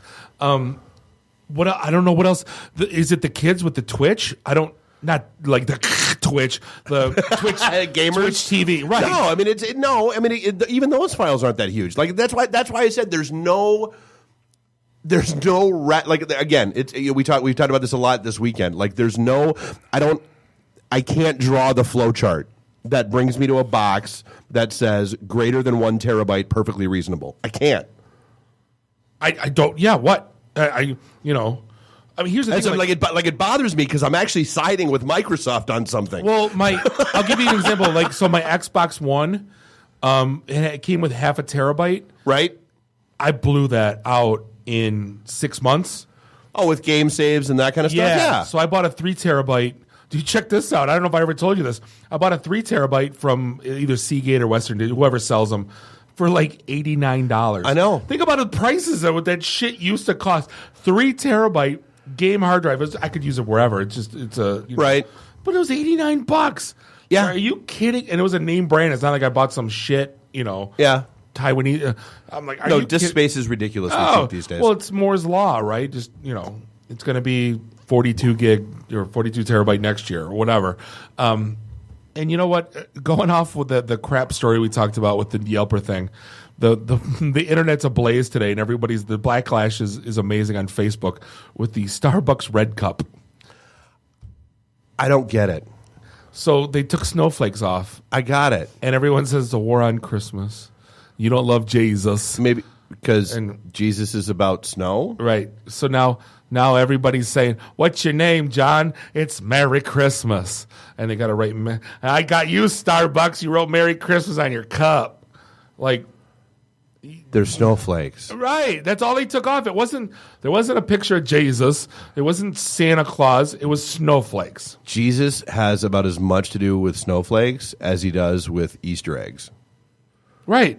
He doesn't lay Easter eggs? No. Oh. No, personally does not. Oh. I'm still waiting for someone to explain to me the connection between man getting nailed to 2 pieces of wood and a bunny that hides eggs. So let's get back on this. So you're so mad at Starbucks that you're patronizing that you're going to a Starbucks business to buy a coffee to make the guy behind the coffee maker. He's not a barista or whatever the hell Batista is at a. I don't even know what they call him. You're ordering your venti, which means 20 in Italian coffee, and you're giving him $5. And you're for your medium coffee, for your medium, for your 20, no foam, for your 20 coffee latte, 8 whip, just so soy, just to make chai. Just to make double foam, the condescending coffee maker write Merry Christmas on your cup. Yeah, you win. You're as they take your $5. You're the big winner. Hashtag winning. Like, it's so stupid. Drink at Tim Hortons. Like, don't go there. I don't give it, and don't announce it. I've gotten to the point, I don't know how people keep track of the shit that they ban from going to. That they're offended by. We can't eat Chick-fil-A because I don't even know why people like the owner don't like gay rights. Well, great, don't eat there. Just don't effing tell me about it. Don't tell me about Starbucks. I don't care. Don't go. Right? It should be that simple, but it never is. Right? No, I have to announce because social media. Because my opinion matters. Oh, it does not. It does not. No one cares. I'm going to drink. And I don't like Starbucks coffee. That's why I'm not going there. Well, no, because the whole story with Starbucks is they before they even send them out, they burn their beans uniformly, so that no matter where you go, you always get that same taste from a Starbucks. Burner. I don't care. I'm just saying that's what they do. It is what it is, man. Right. So hey, I got to ask you: are you going to be turning on the feature in Google in Gmail that allows for smart replies to emails? Hell no. Hell to the no. I don't remember when I went to Vegas, right? And I was there for there's no way I'm checking email. Right. I don't turn on my autoresponder because I think that I hate those. Right. I don't. No, I'm not smart reply Google. Wait, hold on. Based on what? Based on the context of the email and the majority of your replies to emails with that context, they will draft the appropriate reply and have it ready to send for you. Stop learning Google. I don't want to think of that. It's like Facebook. It's like, how far is your blessed Data mining. I don't want. Stop learning about me. I'll buy what I want to buy, and don't stop it. Hey, so actually, speaking of data mining, so there was a good thing that came out, and well, you know what? We can actually do with something a little relevant to us, or at least our core as it used to be. So there were shows relevant to us. But so there were they came out with a list of 5 words that employers are more looking for these days, and then 5 words that employers do not want to see anymore. And so at the top of the words that employers don't want to see anymore was big data. Thank you. Good. They don't want to see big data. They don't. You know why? Because big data a year ago is just it's medium data now. It's Moore's law has affected the data, and now it's You got that big data. Every data's big data. And now it's small because. It's just data. Right. You didn't need the big in front of it to begin with. No, they don't want to hear about virtual teams anymore. B teams. I was on a B team. Yeah. They don't want to hear about those anymore, which I'm actually perfectly okay with as well. Yeah, me too. They don't want to hear the word troubleshooting. Like they don't that you're an expert in troubleshooting, because that just means that you're always trying to be a hero. And my favorite subject matter expert. So, they don't want to hear SME anymore. Good. I was a guru. I was a ninja. Enough. No one's nothing. There's always someone smarter than you. Yep. The ones that are on the rise, which are the artificial intelligence. That's why it triggered the thought because of Google. Yeah, I don't. Where are you going to put that? I wrote where are you going to put that in a resume? I dealt with artificial intelligence with my team that I had to manage. Because they weren't intelligent. There are AI programmers out there. I mean, it's kind of cool. The real time data has replaced big data, because it's all about the analytics and the metrics and the dashboards and it's got to have an impact, so it's got to be real time data, not big data anymore. We have high availability has made a comeback. That was that's always been there. And then what's scalable, robust, scalable, and inclusive. Oh, because it's PC now. It's got to be inclusive. It's got to be inclusive. You have to put Linux. Linux is getting sad. You didn't use them in the environment. we have to build something around. Our Linux quota is low this month. We have to go ahead and build another. The Red Hat rep called. He said he's offended. You need to put him in our environment. Stop. Oh God, enough already. Exactly. Well, hey, so we are, I guess, about coming up to the end. We wanted to cut this a little bit short because we do have that segment of the interview with Ming and Mike to hop in. So we'll go ahead and pop that in the podcast version of the show that should be out. Actually, might be out later tomorrow. So hey, I want to make sure that we talked about. We got Staymobile that was in here. I'm not going to lie. I am absolutely going to keep their information around because that sounds like a cool thing. We'll give them a shot. We got Scott's event coming up for Angels of Hope on Saturday night. I'm going to be there. You're going to be there. We're going to go have fun. It should be a good time.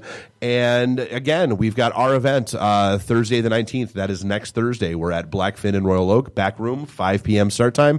No cover, no nonsense, no speakers, no agendas, no BS, no MLM, no fruit basket salesman. Just come, show up, grab a drink, hang out, have a good time. And then December 10th is our annual fundraiser event at Falling Down Beer Company. We're getting toys for the kids. Yeah, for the kids. It's always for the kids. And again, huge thank you to Fantasticon. We had a phenomenal time this weekend, and all the folks that were out there and having fun with us. And again, thanks to the shows. I didn't even finish that part of the conversation. Karen really came through for us when we needed her to.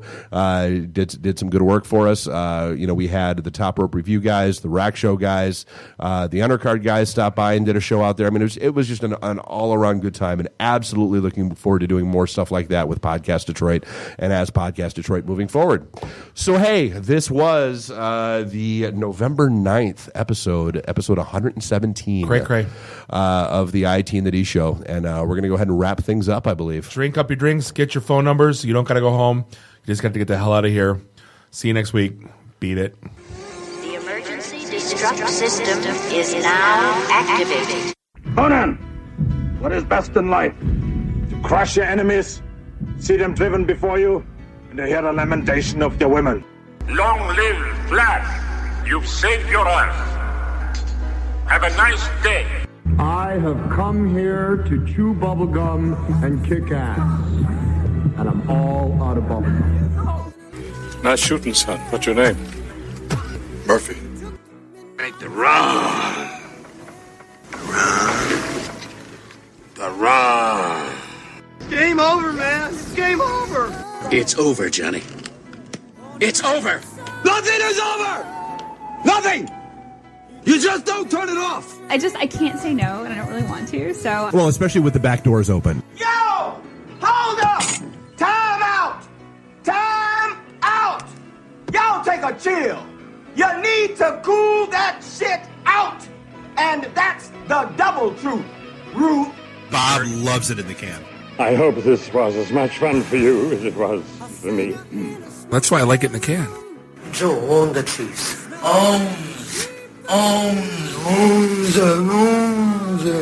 Bear me. My job is to make sure this program is morally upright and cultural and wholesome. Shut up, Mimsy. Shut up, Mimsy. Shut up, Mimsy. Why would Buick put their cars next to the Bentleys? Why? That's not marketing. The alphabet. It's brilliant. Yeah, I can't take that position. That analogy sucks because it's right. Because you're getting your 8-track tuned up. Are we at a break yet?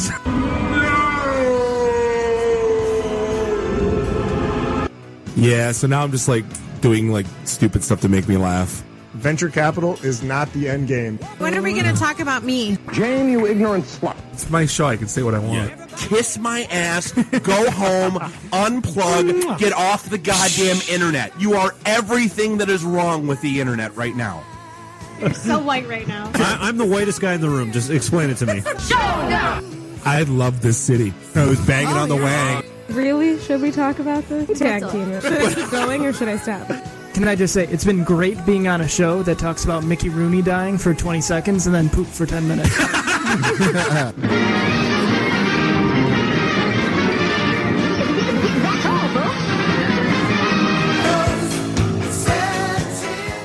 This is a previously recorded episode of the IT and the D Show.